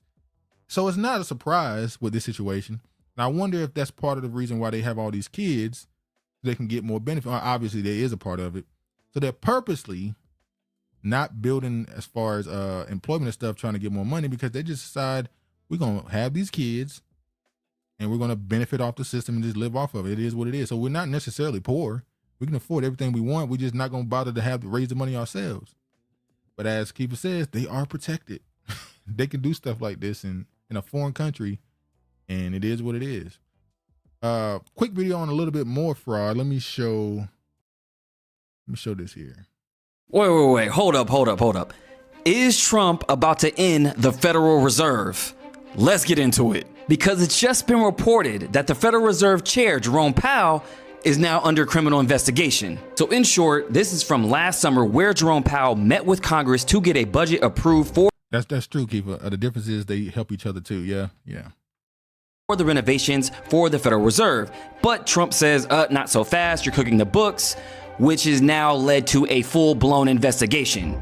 On On Friday, the Department of Justice served the Federal Reserve with grand jury subpoenas, threatening a criminal indictment related to my testimony before the Senate Banking Committee. What a time to be alive. You guys, if the Fed goes down, we are reshaping the face of America and the entire financial system as we know it. You know, I think we talked about this last time Trump was in office, and he was hinting to certain things about the history of the Fed and all that other stuff. And I said then, no, it ain't happening. If you thought those alleged attempts on his life before were crazy, was it 2 or 3 attempts? Well, you think it was generated to help him get more votes or whatever? The ones he would get if he tried to do something to the Fed, they wouldn't fail. Believe me, they would not fail. Craig says these white boys are so proud to be white, but Nick, a Mexican, is the face of their movement. You know, it's funny because, as I said before with him, the MAGA people are they're splintered now. So you got the Nick people who look at Trump and all those people and say, you ain't going far enough. You ain't going far enough, right? We want more, except we want it more. Then you have the moderate Republicans, like, Megyn Kelly or whatever, all those type of people who are trying to distance from him. And they're also trying to save their boys. So you'll notice when they talk about the red pill, manosphere stuff, how young males are growing up as incels and having a level of violence and anger towards the women and the stuff they're doing and shooting up the school shooter situation, they're trying to save their boys. And even the left wing are now talking about it as like a social issue where it needs to be addressed like people used to talk about what's it called? Like an epidemic going on. So the separation is becoming so far, even on the right side of the aisle, that a Mexican is running it because he's willing to say stuff that the other whites won't say. He's willing to say Candace Owens is a black bitch, and he's willing to say he's a Nazi, and he's willing to say that Jeffrey Epstein wasn't a pedophile. He just liked very young women. You know what I mean? He's able to defend that stuff because they're trying to move away from Trump slowly. The party went all the way with Trump because he was able to win with him, but now it's your second term. You're about to be out the door. We got to start changing the party a little bit. We got to start moving away from certain stuff. And a lot of y'all got to get pushed back underground or take your ass back to 4chan or the dark web or something because we don't want y'all mainstream anymore. But unfortunately, what they don't realize is once you open that can of worms, it's over. Honorable says the system will no longer work with the new welfare guidelines. My sister works for DSS here in CT and they not paying anymore. Turn your mic up, dude. Oh, my mic too low? Oh, my bad. Keeper says that the tiny hats control the Fed. It's here to stay. Exactly.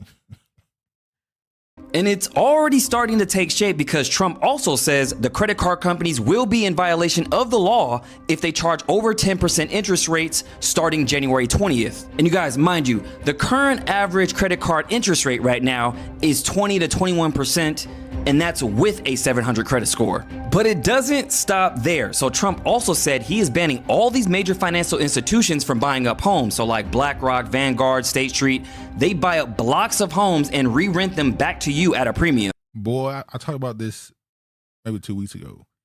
The prices, bruh, the numbers are getting crazy even down south. And I was talking to my aunt, and she was talking about the prices of the rent and stuff. And she mad with New Yorkers. She said these New Yorkers and these people up north moving down here and they paying this extra money. I said it's not really what's happening, Auntie. They ain't how it's not quite how it's going, but she blaming Negroes moving down south from up north. Which he states here, I'm immediately taking steps to ban large institutional investors from buying up single-family homes, and I will be calling on Congress to codify it. I mean, the fact that over 80% of millionaires in America are made from real estate doesn't seem like a bad idea. And the fact that this guy who tried to take out Trump that one time, Thomas Matthew Crooks, was actually in a BlackRock commercial. So there's that. Now, if the Fed does end in the near future, it's just another telltale sign like this is a telltale sign because just quietly, Wells Fargo has just purchased $383 million worth of Bitcoin. But nobody knew. Then Bitcoin starts to take off, like now, Then the SEC removes crypto from its 2026 risk list. Are we seeing a trend yet? I remember like 2 years ago, they were saying that there was rumors that they were going to create a cryptocurrency from the Fed. That the Fed was going to have their own crypto. Turn your mic up a little more. Oh, hold on. Let me see.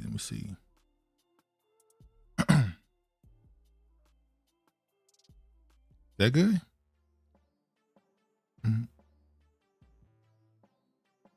All right.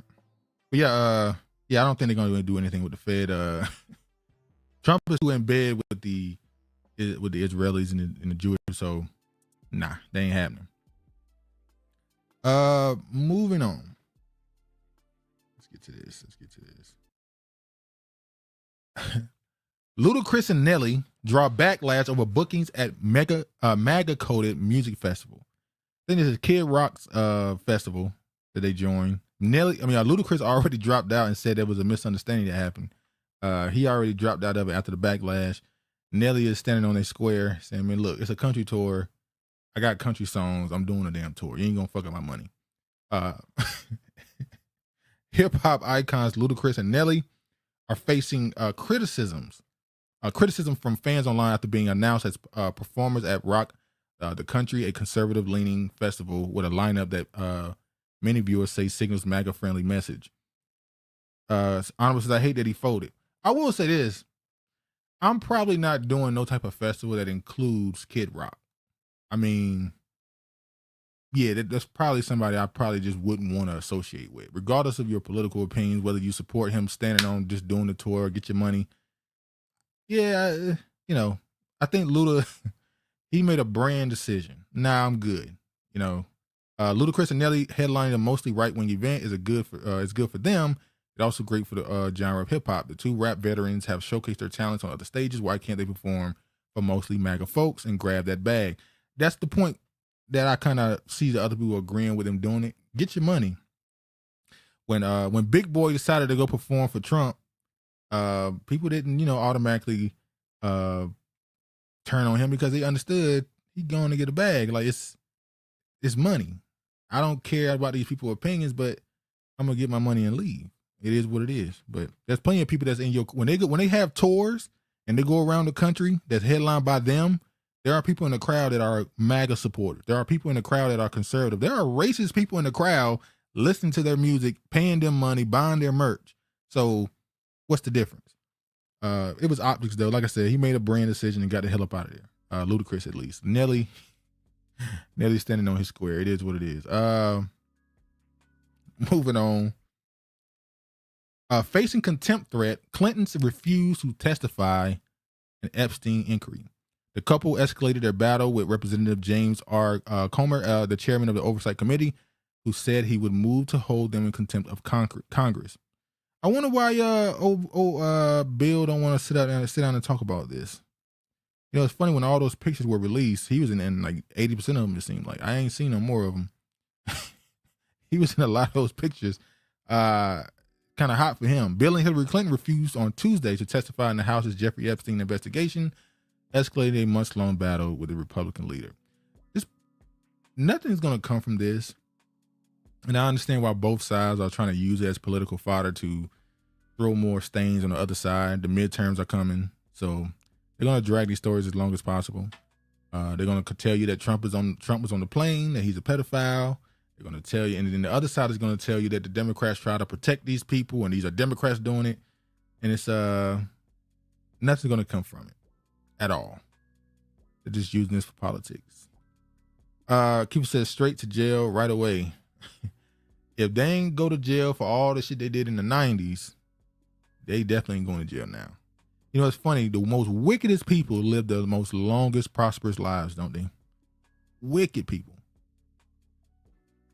Anyway, let's get to this next person. Let's running through some of this now for the next tab. The complicated politics of Jasmine Crockett's campaign donations. Quick on this, Jasmine Crockett getting a lot of bread.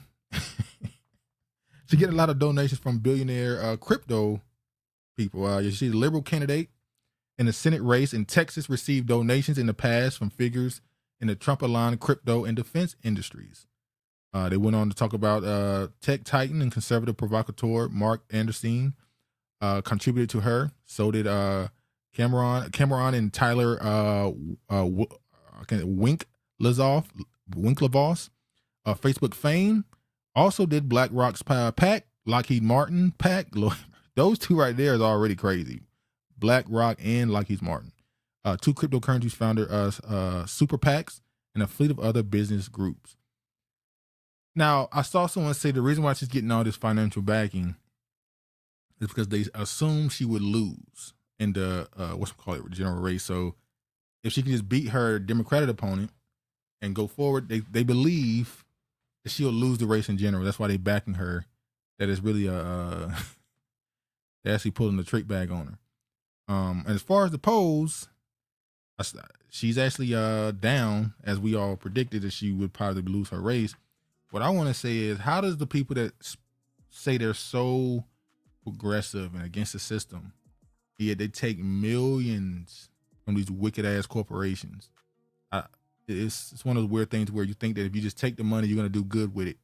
If I get the position I need, if I get the seat that I need or whatever, it'll make up for me taking money from these people, which is weird because if you're taking money from them, that means you're making promises to them. So it is what it is.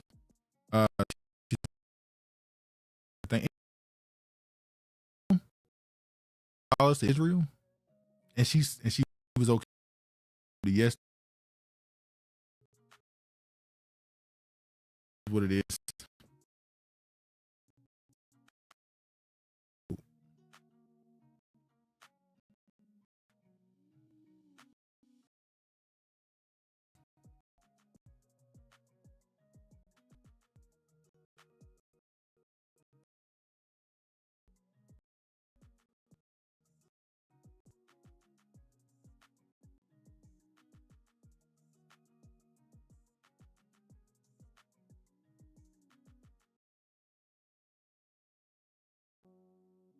All right, I'm back. Oh yeah, didn't that Scott Adams dude die? The Dilbert creator, he passed away. I was going to talk about it. I think I was talking about it last week. I ended up not talking about it. He ended up with dying of cancer, and it's funny because the Scott Adams dude, after he passed away, people were making jokes about him because of the comments he made recently, talking about, well, not recently, the last couple of years, about black people, saying he don't want to be around black people and stuff. I didn't know that he married a woman like 20-something years his junior. She was younger than him by like 20-something years. He started posting her, about her at least, in their relationship. She asked for a divorce. They got divorced, and then he went online and just started shitting on black people. Why is you losing your wife? What did that have to do with black people? I just don't understand. And obviously, the second these people who do wicked shit, the second they on their deathbed, the first thing they do is talk about how they love Christ and they're Christian and all this other stuff. Let me play this right quick. Update on me. You can tell I'm getting weaker and weaker. I've been told that the way I'll know how much time I have left, I'm way past my expiration. Too soon. Too soon. I love you all. To Scott. A sip to Scott. I can't lift my cup. Go ahead. Unfortunately, this isn't good news, but he's not with us right anymore. I'm going to try to get through this. He has a final message that he wanted to say, so I'm going to try to read it. If you are reading this, things did not go well for me. I have a few things to say before I go. My body failed before my brain. I am of sound mind as I write this January 1st, 2026. Many of my Christian friends have asked me to find Jesus before I go. I'm not a believer, but I have to admit the risk-reward calculation for doing so looks so attractive to me. So here I go. I accept Jesus Christ as my Lord and Savior. Imagine doing something foul, even if you do nothing physically violent. But imagine being a nasty ass person and on your deathbed say, well, I'll give it a go. All right, I'll take Jesus as my Lord and Savior. Am I saved now? and look forward to spending an eternity with him. Yeah, all right. Arnold says this dude no longer wanted to be with the winning team. The living team. This is actually what he said too. As you know, I've been identifying as black for a while, years now, because I like to be on the winning team. Oh, then he said he left the winning team and went back to being white because he don't want to be part of a hate organization, a hate group. All right, man. Church. Let me get this.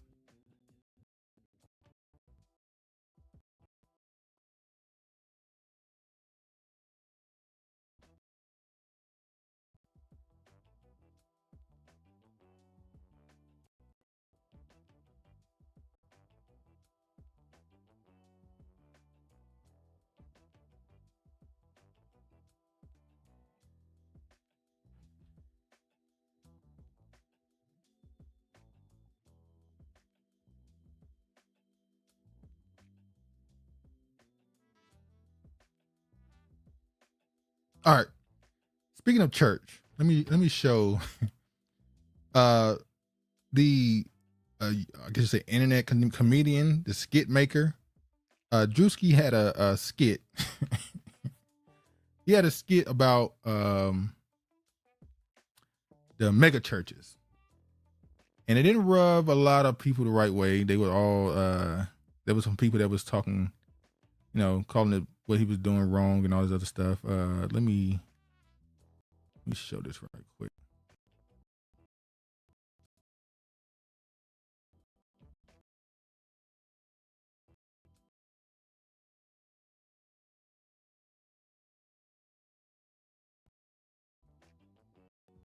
Hold on.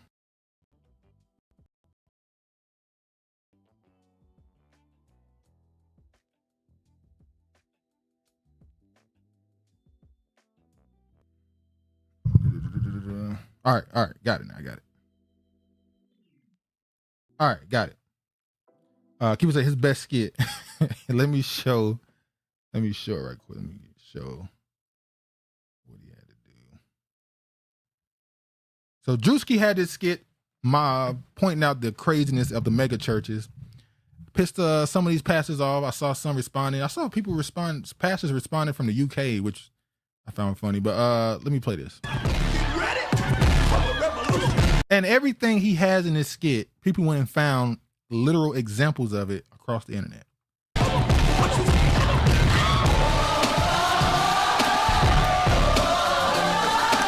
you want a revolution? I'm gonna have Wanda stand up here. Wanda, please. Wanda told us earlier this month that she could not have a baby anymore. So I impregnated her with the word of God. I'm going to infidelity, sleeping with people's wives. Impregnate everyone with the word of God. You gonna get pregnant with the word of God. You gonna get pregnant with the word of God. You gonna get pregnant with the word of God.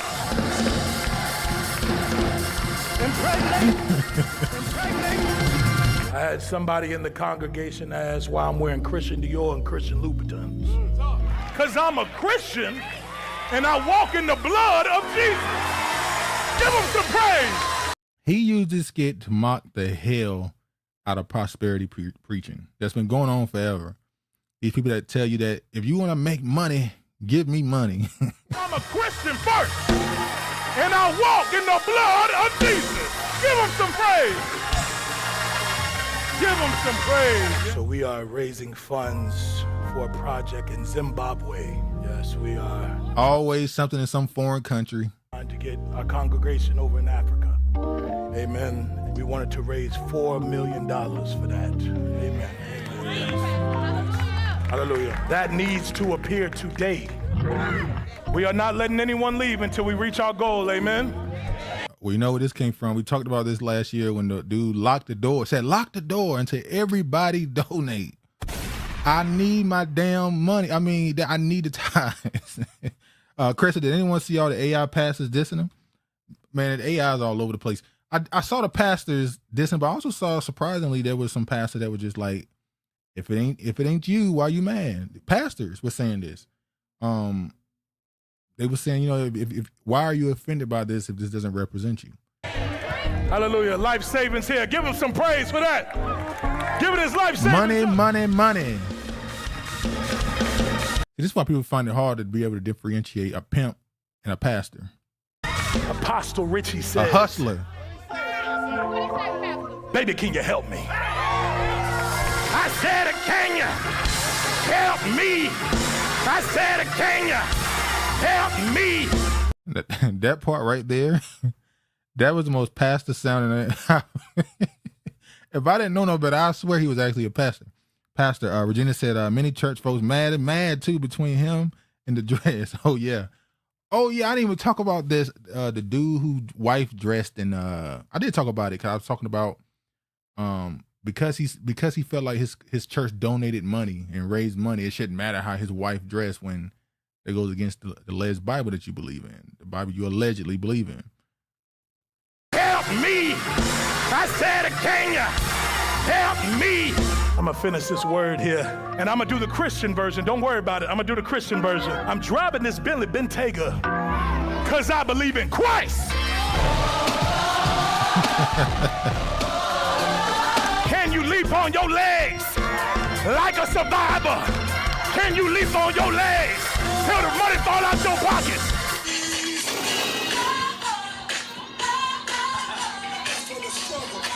Kurt Franklin.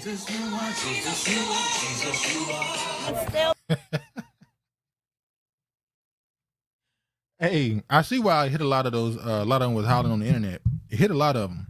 Some of these pastors, they're not even mega churches, but they be trying to pimp out the small congregation they got. So I see why a lot of them was on the internet crying. Praise the Lord. I need you to pray for my wife. Hey, come on, man. Hey, get your hands off my car. You gave tithes and offering? No. Back the fuck up, man. Okay, right there. Right there, I understood the pastor saying it's messed up. To say that they spit on a man that don't give him money, that's kind of that's kind of foul. I ain't gonna lie, that's messed up. Yeah, they was hot. Like I said, but I did see a few pastors across social media that was, hey, it's funny. He wasn't talking about me or talking about us. You shouldn't be offended if it's not about you. But hey, man, that clip got like last time I checked, it had like 40 million views. That's one of his biggest skits so far. I do find it funny that most people tend to get the most viewership, especially when they have a platform when they're criticizing the black church. But hey, it is what it is and need it sometimes. But I did see somebody say he's basically doing a TV show. And I asked the question, how would he work in a movie or a TV show? Is it better if he stick to short content so that there's no way you can get burnt out on it? It's just 2 to 3 minutes, short content, straight to the point, funny, move on. I don't think some people are meant for long form content, but who knows? He was on those live streams with Castaneda and people found him hilarious. So we'll see. That was funny. That was funny. People been kicking the black church back in for a while, though. Oh man, they earned it. All right. Let me show this right quick. We're gonna get to this last part. We're gonna get to. There's a live streamer named Ice Show Speed. He announced a tour throughout Africa tour, where he's going to 20 countries throughout Africa. He went to South Africa, he went to Central Africa. Now I think right now he's in North Africa. He just left East Africa. He's in North Africa. I think he's in Algeria today or whatever. His worst experience so far was Egypt. What a surprise, right? Although in Algeria just now he got called a nigga, but anyway, that's besides the point. So on this trip throughout Africa, there's been a lot of commentary on the reaction to the Black Americans seeing him through going to Africa, saying that I never knew Africa was this developed and all this other stuff, which I think is BS. I think that people are lying. We've had the internet for too long. You've seen videos of these countries. That's a lie. But the question is why. Let me play this right quick. is probably one of the most dangerous black men in the world right now. And not for the reason you think. Dangerous because he's dismantling centuries of propaganda in 60-second clips. For generations, Western media and power structure spent billions in painting Africa as savage, dangerous, poor, working time. And since he's been in Africa, I've seen how much people in Africa care about how the West or America in general, America and the West in general, how they view Africa. They're so wary that they're so worried about people seeing them as primitive or something. It's like, what does it matter how they see you? You should be worried about getting control of your resources. But that's besides the point. Tirelessly to divide Africans on the continent and our family in the diaspora. Made many black Americans believe they would be hated here, that they would never belong. Then a young black streamer from America lands in South Africa, Angola, Kenya, Rwanda. And what happens? Love. Country to country, city to city. Overwhelming love. Artists hand him portraits. Kids chant his name. Elders bless. Now, I don't need to watch this whole thing. This is where I was watching the Kenya stream, and I realized very quickly, these people don't know who the hell he is. They were told by somebody, whether it's their government or somebody, to welcome him with a celebration and to treat him like the biggest megastar ever. He obviously has a humongous platform. He had like 50 million subs on YouTube alone. But it was clear to me that some of these people do not know who the hell this dude is. It's just the hysteria of him being there and them basically using him to promote their countries, as they should. We've seen them do those travel channels all the time. People do that. If somebody with that type of platform is coming to enjoy your country, I get the idea of creating an itinerary and, hey, these are the places you need to go to show our country in the best light.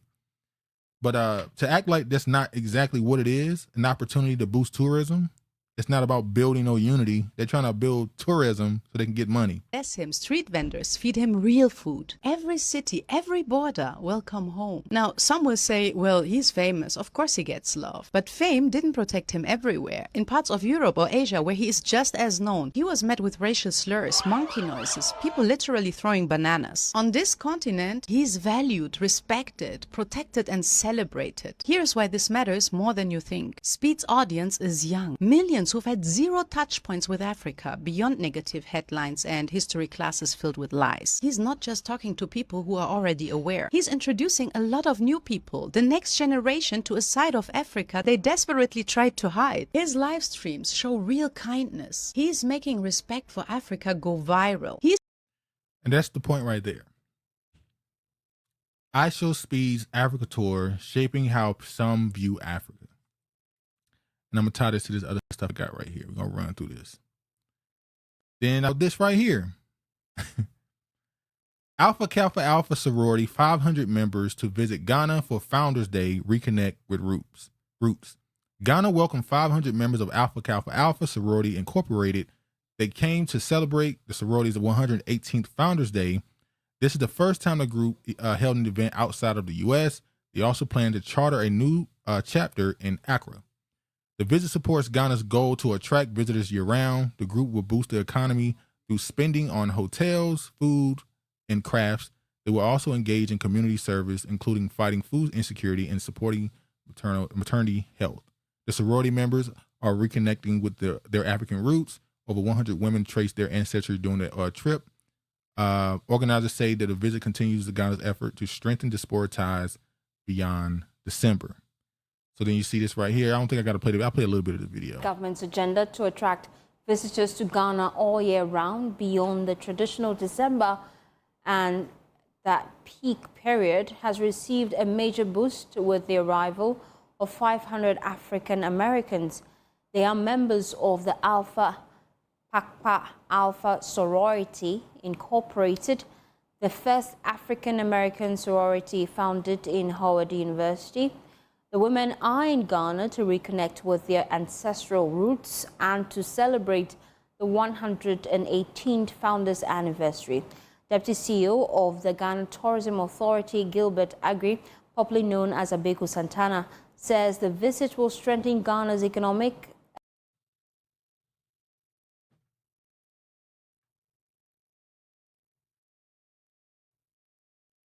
Oh, my bad. My bad, yo.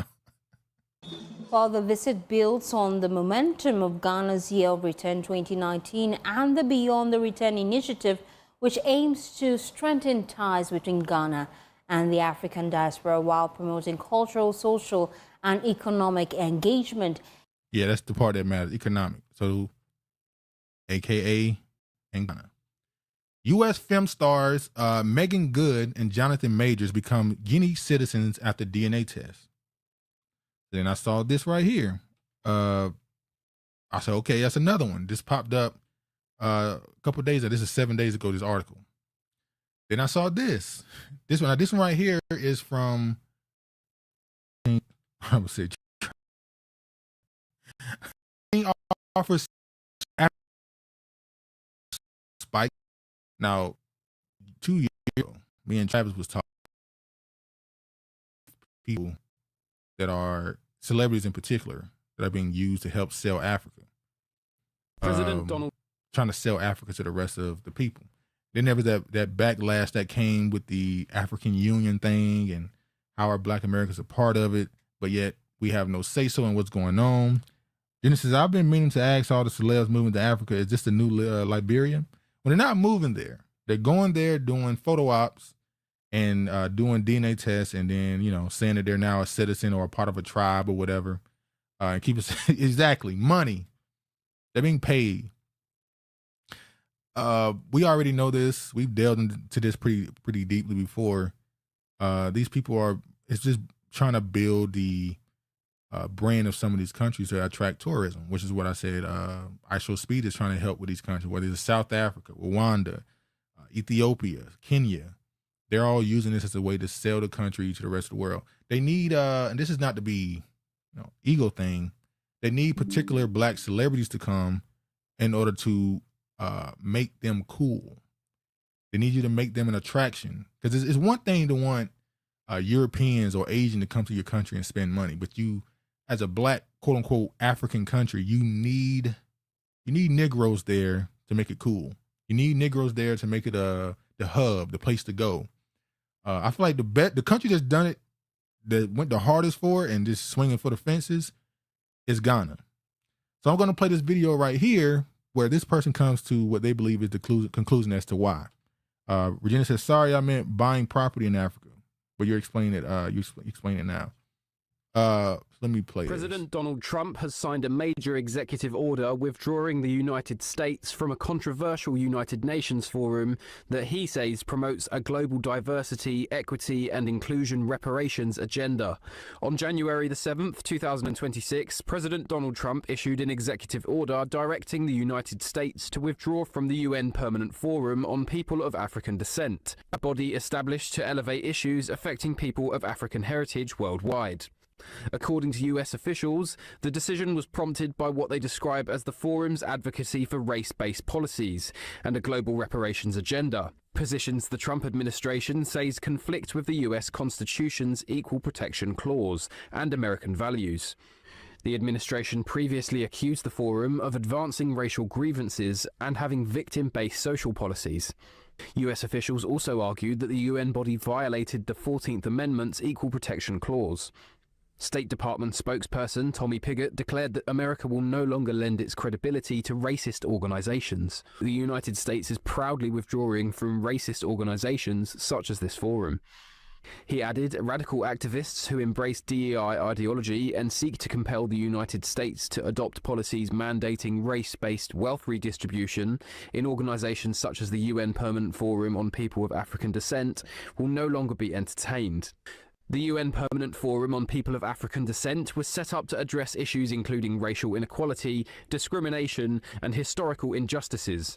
Critics in Washington have taken particular aim at agenda items they claim to go beyond traditional diplomacy, including proposals for financial compensation for descendants of slavery and colonialism, as well as calls for reparatory justice in emerging fields like artificial intelligence. The body had previously argued that only reparatory justice can address what is described as technology-enabled racism in fields such as artificial intelligence. The forum's supporters argue that these discussions are part of a long-running UN effort to confront systemic discrimination and uplift historically marginalized communities, a message that's at odds with the White House's framing. They said we want reparations. Trump said race-based. They said, yeah. He said, fuck out my face. So I want to show this right here. Action. The Trump administration also pulled the US out of 66 international bodies, including climate, health, human rights, and development organizations that the White House labels as contrary to American interests. Senior officials have defended these decisions, saying that they will refocus US resources on national priorities rather than global agendas.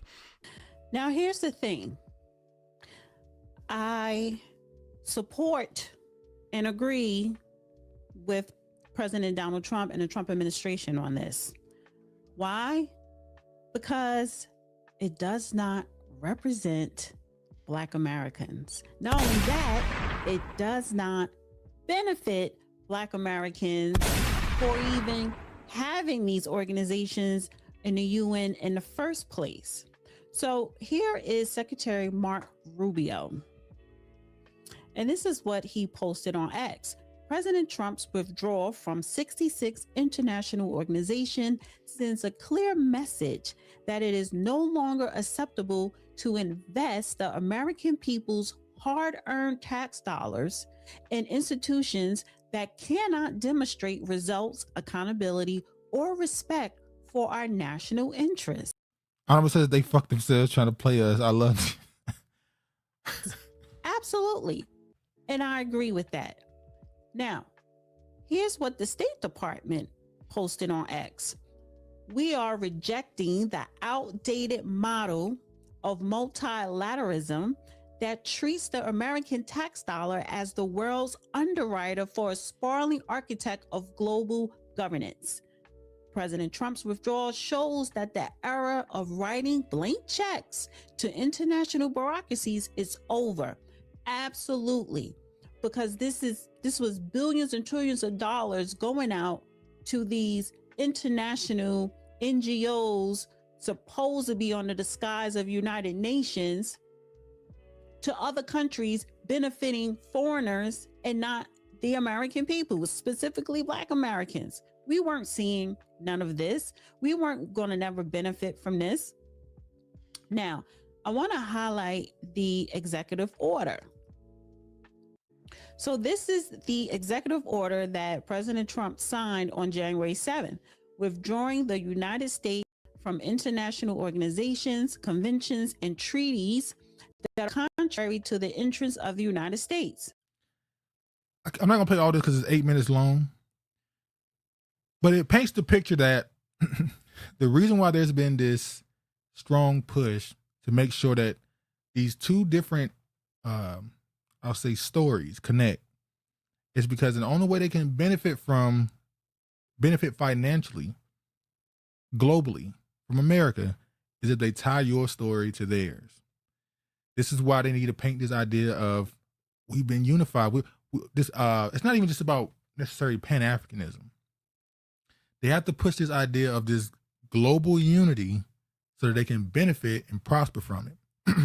This is why you see all these celebrities in these countries, they benefiting from and it's not just the tourism aspect. It's not just the aspect. They're trying to build politically and financially through their institutions through you. If you cut them off and start saying that you're a separate identity, they don't benefit. That's the entire point. That's what people have been saying for the last 8 to 10 years at least. They don't benefit if you completely cut off and separate yourself as a different ethnicity. Because when you do that, you don't just look at one side. You start saying, what did y'all do? You start talking about bringing, we've said this before, people talking about Africa owe reparations. And that's why you have Ghana, they the first ones that came out and did the whole apology thing. The whole, what do you call it? Year of return and all the other stuff. They try to get on it early. Because they see what's coming. Trump is, and of course, Trump would be the one that would do this too. Let me make sure I got this other part I wanted to play. Hold on. For Africa. He's like held dissent. So when you Google, Trump says no to reparations and withdraw from the United States, he's talking about reparations for Africa. He's like held to the no. United States is not an American Express card. We are not paying for reparations for Africa or the Caribbean or South America or anywhere else in this world. And I agree with him because I looked up permanent form on people of African descent. And this is what I found. Why was Amazon paying me $29,000 a month, $54,000 a month, and now, who and what is this organization called Permanent Forum on People of African Descent? Adam said flat blackness is done. What do they do? Who do they represent? Are Black Americans included in this? I don't think so. This is clearly just for the continent of Africa. Now, the point that comes from this also is, I said last week that a lot of celebrities lost influence because of the rise of politics being so mainstream now. Obviously, politics has always been a big deal, but people didn't talk politics openly as much as they have since Trump got in office. So because politics took off and they become these talking heads and commentary and became influencers, it's led to a drop in celebrity, right? Well, the same thing happened in academics. The internet. The internet, people with brains and comprehension, who maybe didn't graduate from the most prestigious Ivy League institutions, and also because a lot of the voices in academia have been brought to the internet, those people got a hold of these scholars and their work and what they've been writing for the past 20 or 30 years about blackness and revolution and all these other things, unifying and the political aspect of it. And they said, what is the material benefit for me and mine? What do we gain from this? The internet and people, the average person getting a hold of this information has led to the people that, because it's kind of came as out of nowhere to some of these people. You look at some of these people on social media, some of these so-called academics, and they talk about this idea of the ethno-nationalism that's growing amongst Black Americans. They're confused. We saw it when the ADOS first popped up, and you had these people that was working on these news stations and stuff, the people that were handpicked by the Democrats to tell them what Black people are thinking, or at least to lead them a certain direction. The idea of, no, you vote for Kamala Harris because she's quote unquote Black. Don't ask for anything. You should never be saying that you need tangible benefits to vote for someone. Now that the average person has hold of this information and are reading these books, they're saying, what the hell is this? Take that shit up the street. This don't benefit us anymore. So the rise of ethno-nationalism amongst Black Americans was, once again, ain't new. It was Black nationalism before you get the 80s to 90s big Pan-African push all throughout Black media, by the way. It was music videos. It was in the movies. It was in all the art. Hell, most people grew up in their house. They had the little Niglet dolls in their house. Everything was tied to either Pan-Africanism or hoodoo. That was kind of the big thing in the 80s and 90s. So now you have people on the internet, they reading stuff, they're looking at stuff, and they saying, that was all bullshit. That was all bullshit, and this is all fake, and you got people that use the term mule. They don't want to be anybody's political mule no more, and that when you read the Constitution, you read these stuff, it tells you race-based doesn't work. You must go lineage-based. You must go based off of a specific identity that you come from, because it can't be everybody is under the same umbrella anymore. Keep says tricky. Yeah, I think this is all I wanted from this. Scrolling down here, hold on. You see all of these, different non-governmental organizations. So it's just one organization after another. Yeah, and all these NGOs got defunded. Like I keep saying, how is Pan-Africanism the solution to Black Americans' issues when Pan-Africanism is funded by America? Like when you talk about it, it's being taught in our schools and colleges. They have entire think tanks that they're funding organizations that are tied to Pan-Africanism. Like, how is that a solution, but you say the enemy is funding it? So it's not a solution. It's a sabotage. Anonymous says they were showing their asses in those academic spaces. So I'm happy all is being revealed and them being exposed. The rug got pulled from underneath them. They was sitting on a high horse, making fat checks, making good money off selling this idea of this unity and this flat blackness, this umbrella. that they were selling. And people are just pointing out it only exists for one people. It's always only existed for one tiny demographic. That's all it's ever existed for. What else I got here? Hold on, y'all. Michael Blake. Yeah, I'm gonna show that next video. Let me play this now. Let me play this right here. Hold on. Like I am okay, I'm going to frame my answer based upon our different experiences. As soon as you said that you were a Jamaican American, it immediately let me know your relationship to this country. And so because your relationship to this country is that you were an immigrant and your family wasn't imported through the slave trade, I understand that you're not a descendant. It's not true. It's not true. Let's just stop there. Don't say anything about my family. I was born in the Bronx. You're about to say some nonsense right now. Yes, you're a Jamaican immigrant. But again. Let's not even get the process of Arnold said, living off high horse, those grants, all that tax-free money. Yeah, it's the same thing that it reminds me a lot in the science world, where you have these scientists that do these archaeologists that do these excavations and stuff, and they'll say, "Hey, I think I found something over here in this country over here," and all they gotta do is show the smallest bit of proof, and they get these big grants, which a lot of times lead to people faking evidence of stuff so they can get free money. That's what I get from these people. They would go and do these think tanks with these other people, go in front of these boards or in front of these donors or investors and tell them, if we invest in these things and give money here and stuff, it'll lead to prosperity and lead to good things for Black America or Black people. I'm sorry, it would say the entire global identity of Black, which is now a thing. I'm still puzzled by that, because during the I Show Speed stream, you would see people say, because he was in Egypt, he was having a hard time. He didn't like the country. Then he went to Algeria. He gets called a nigger. And they're like, well, those are not Black Africans. They're Arab Africans. And like, when did African become that? I thought it was African is Black. Like, it was just Black was just like a subset, a set identity of African. But it's the opposite now. It's crazy. Adam says, where's the rest of this video posted? I got this off of Twitter. Somebody posted this. I'm pretty sure I got the person's account. I get it for you. Regina said, honorable facts, the grants and tax-free money, then they have the nerve to tell American Blacks we're just lazy. The hell? As a Jamaican American born in the Bronx, let's keep it here. He's born in the Bronx. She's making a point. He stated he is a Jamaican American. I didn't say that. I'm not a Jamaican nothing. I am a freeman. I'm a descendant of chattel slavery. Me, Whitley Janae Gates, my family. There is no Jamaica. There is no Caribbean for me to go back to. So his proclivity and how he sees this country is going to be completely different than someone who is a descendant of chattel slavery. Well, it says here, it says Michael Blake, Jamaican, is running for Congress in the Bronx.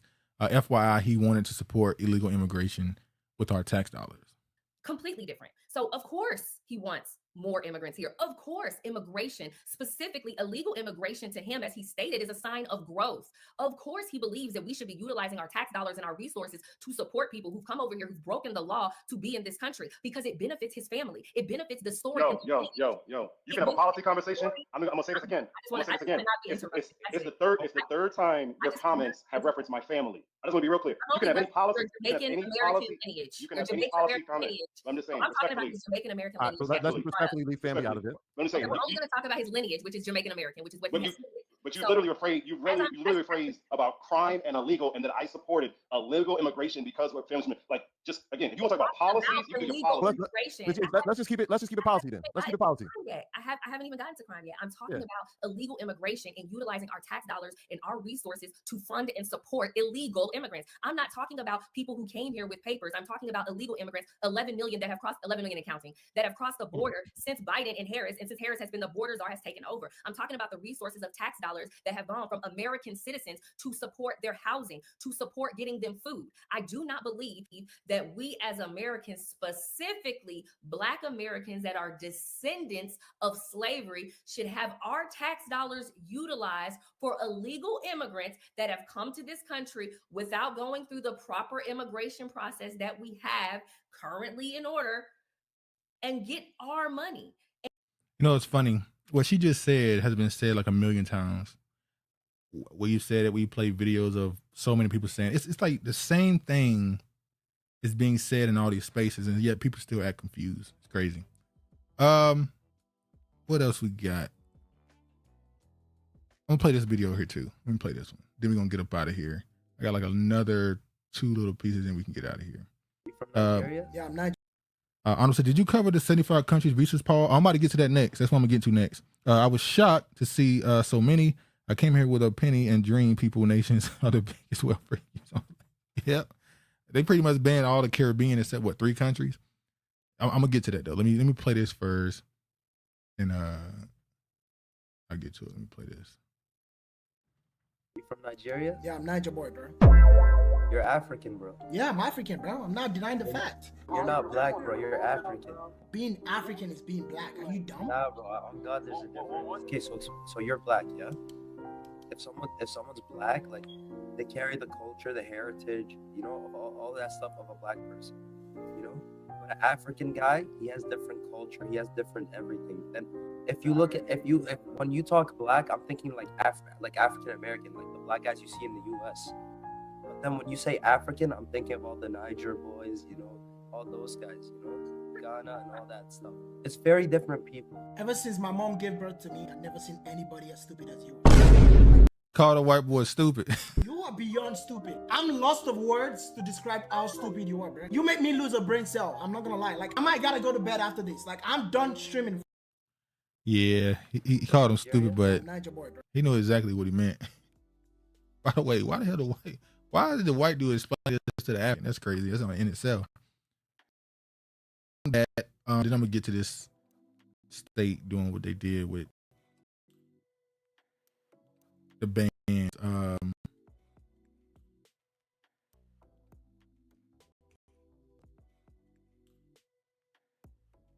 right. Mr. Beast leads global YouTubers in major humanitarian project in Ghana. So I saw this right here. You know, this dude, Mr. Beast. Nah, he wasn't wrong, Keith, but it's just crazy to see the white dude looking at him like, no, you're not black, you African. This Mr. Beast dude, it's the last part I'll get into on this African thing.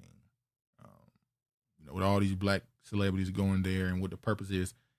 I will say, the fact that right after Speed is in the midst of doing his Africa tour, and he's showing, you know, these villages, he's showing these cities, he's showing their infrastructure, and some of these instances is, you know, it is what it is. The fact that you got this dude, Mr. Beast, who keep going to Africa, calling himself building wells and stuff. Even though there was some type of scandal involved where he did something he's supposed to do with the money he garnered. But anyway, I will say it does seem like this dude is an agent. And the fact that his name is Mr. Beast, and he's supposed to be this extreme, he does this extreme philanthropy. He just gives all type of money away and everything. All his content is driven around giving people money. Like, eat this food, you win money. Do this, whatever, you get money.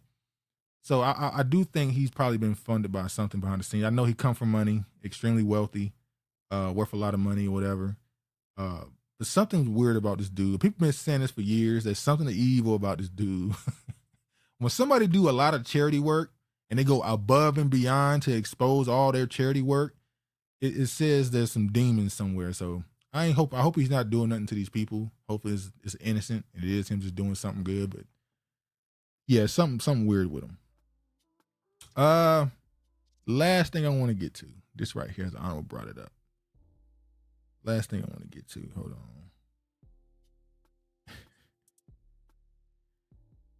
Let me show this. State Department to halt processing visas for immigrants from 75 countries.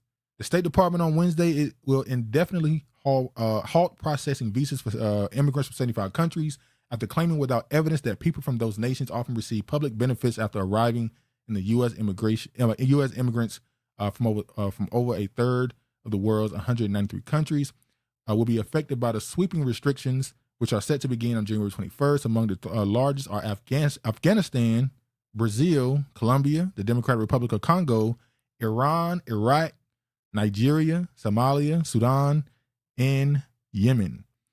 This comes on top of a total of partial travel bans on visitors from 39 countries. This is the map. Now, the person who made this, they didn't mark all the Caribbean countries that are being blocked. I think it's all but 3. I think it's Trinidad, I think, or Guyana, I think, or and it's another one. I can't remember. It's a third one. Oh, and St. Kitts. That's it. So then I saw this article right here. With them banning all these people, they allow kids to keep their visas, but they still can obviously be banned or blocked or whatever. But they allow the St. Kitts people. Hold on, let me do this right.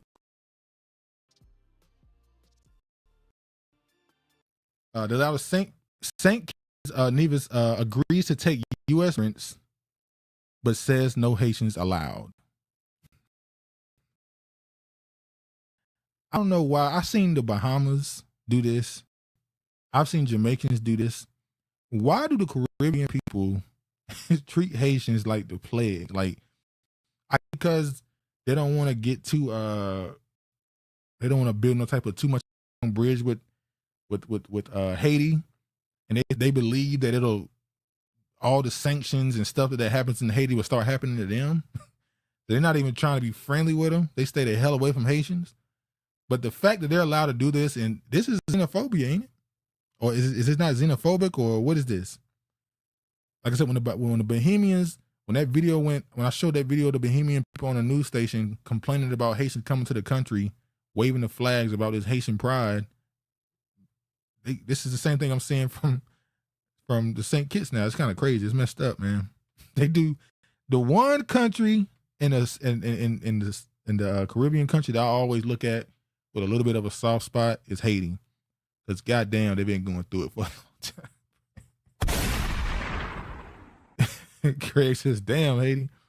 Haiti been going through it for a long time, bro. Like, damn, give them a break. God damn.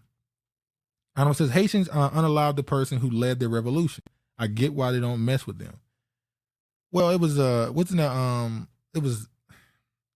person who led the evolution was killed by another person who was a part of it, who was a mulatto, if I'm not mistaken. So it's like they beat the people, the French, and then the French's mulatto class try to take over. They kill him, and then now it's a war between the Dominicans and the Haitians.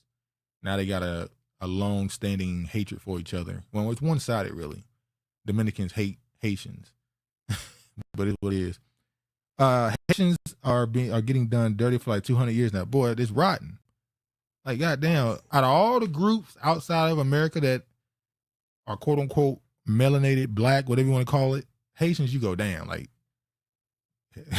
give them a break. Like, let them get a little bit of something. But yeah, let me play this right here. Listen to this. I'm sharing it with my husband as well.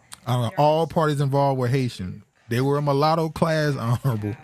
Agreed to take people, deportees from the United States who the U.S. cannot deport.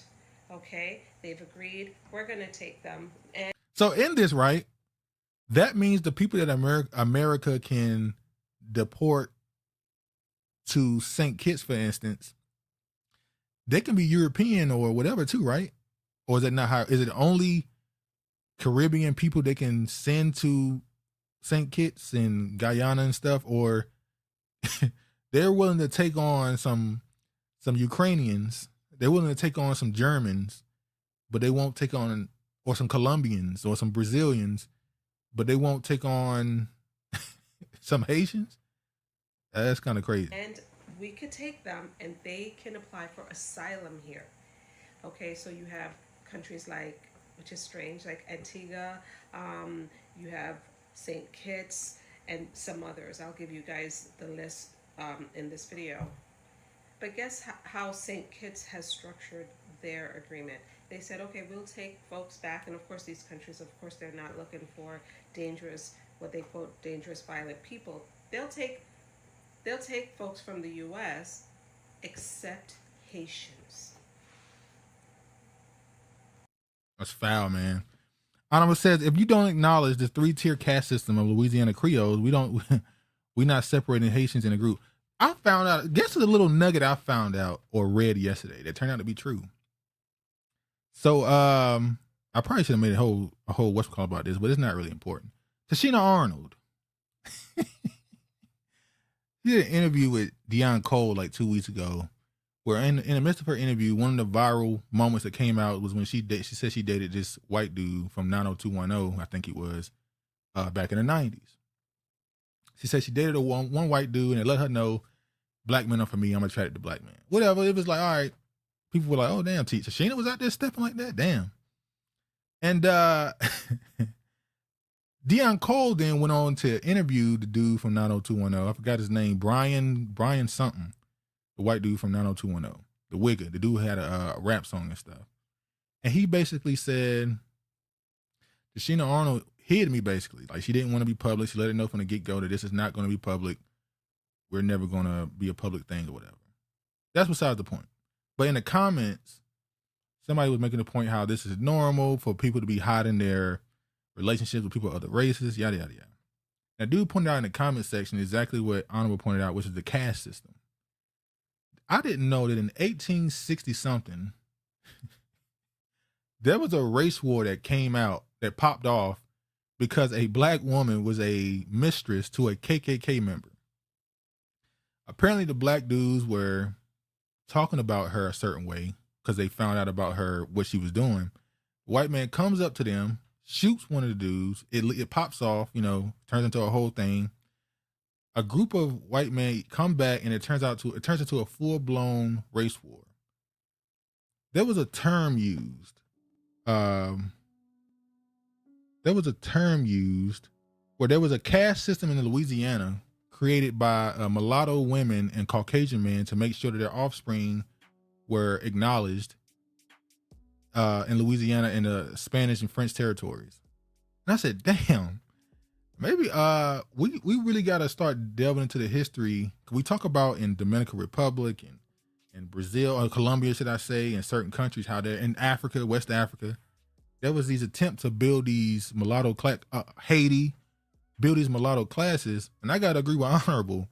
We gotta start looking at Louisiana. Them people ain't.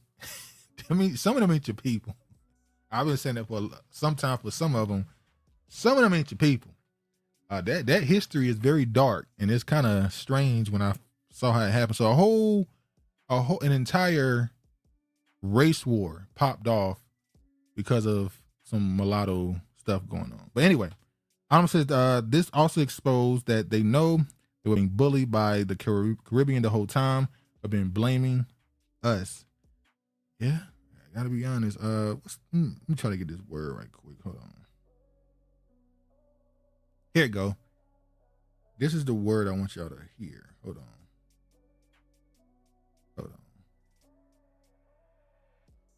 I might even put it in the comment section because this is crazy.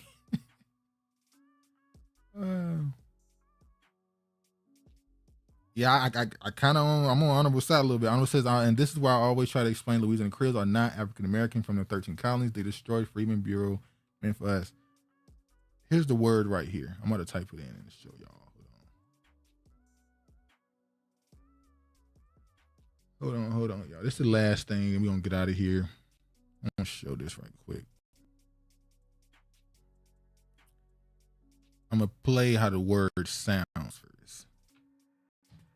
Smart founders know something most people miss. Get your domain name. I'm pretty sure. We are looking at how to pronounce this word, and we'll be looking at how to say more confusing vocabulary. Stay tuned to the channel to learn more. For reference, in French it's said as placage. Placage. That's how you say it. Placage. Let me show y'all what this is. Placage refers primarily to a historical system in French Spanish colonial Louisiana, especially New Orleans, where white men had recognized long-term arrangements with free women of color, providing finance, support, property, and status in what were essentially common law unions, left-handed marriages, through legally distinct formal marriage. The term also refers to a surface finishing an industry from the French word plaisir. This was a class of mulatto women who were given standing. So after all this time, I might be on Honorable side on that, I'll be honest. After all this time, I might agree with it. You gotta look at them a little differently. I think I'm gonna move past this last video. I might just play it. This dude was raging. It's the last thing we'll see. We'll get up out of here. A shadow is in Haiti. Go there and have all the shadow you want. When you come here as a worker, you came here as a temporary person in this country that belongs to Bahamians. That's why you think Trump pushing you all out. Because you've forgotten. See, it isn't just a matter of you coming here and working. You come here and you get arrogant. And you get malicious. And you get vicious. And rather than being the productive people that you probably were at one point, you are now contributing severely to our crime problem. Every shooting that we've had in Harbor Island in this year has been Haitians involved. Man, it's crazy. Outside of America, a lot of these people have a totally different ethnic, people have a different opinion on their ethnicity outside of America. Where there's Indians, certain Nigerians, Haitians, apparently. These people outside of America are called the dreads of society. But in America, when this Haitian commits a crime, guess what he's marked as? He's marked as black. So it's never a particular ethnicity committing a crime. It's never a Haitian or a Jamaican or a Ghanaian or it's a black. It's a black. But when when these other countries, their nationality is recognized a lot more. So people are able to point out exactly who you are and where you're from, and that stuff gets put directly on them and their demographic. This is why you got to separate it, man. I ain't as far as to believe that if you separate the crime stats based off ethnicity, that the crime rate for Black Americans would just dramatically drop. It's not even Black Americans committing the crime. It's them. I'm not that far as they were, but I do think it'll be interesting to see. I know it says because our government cleaned up the narrative because they all in the same anti-ADOS.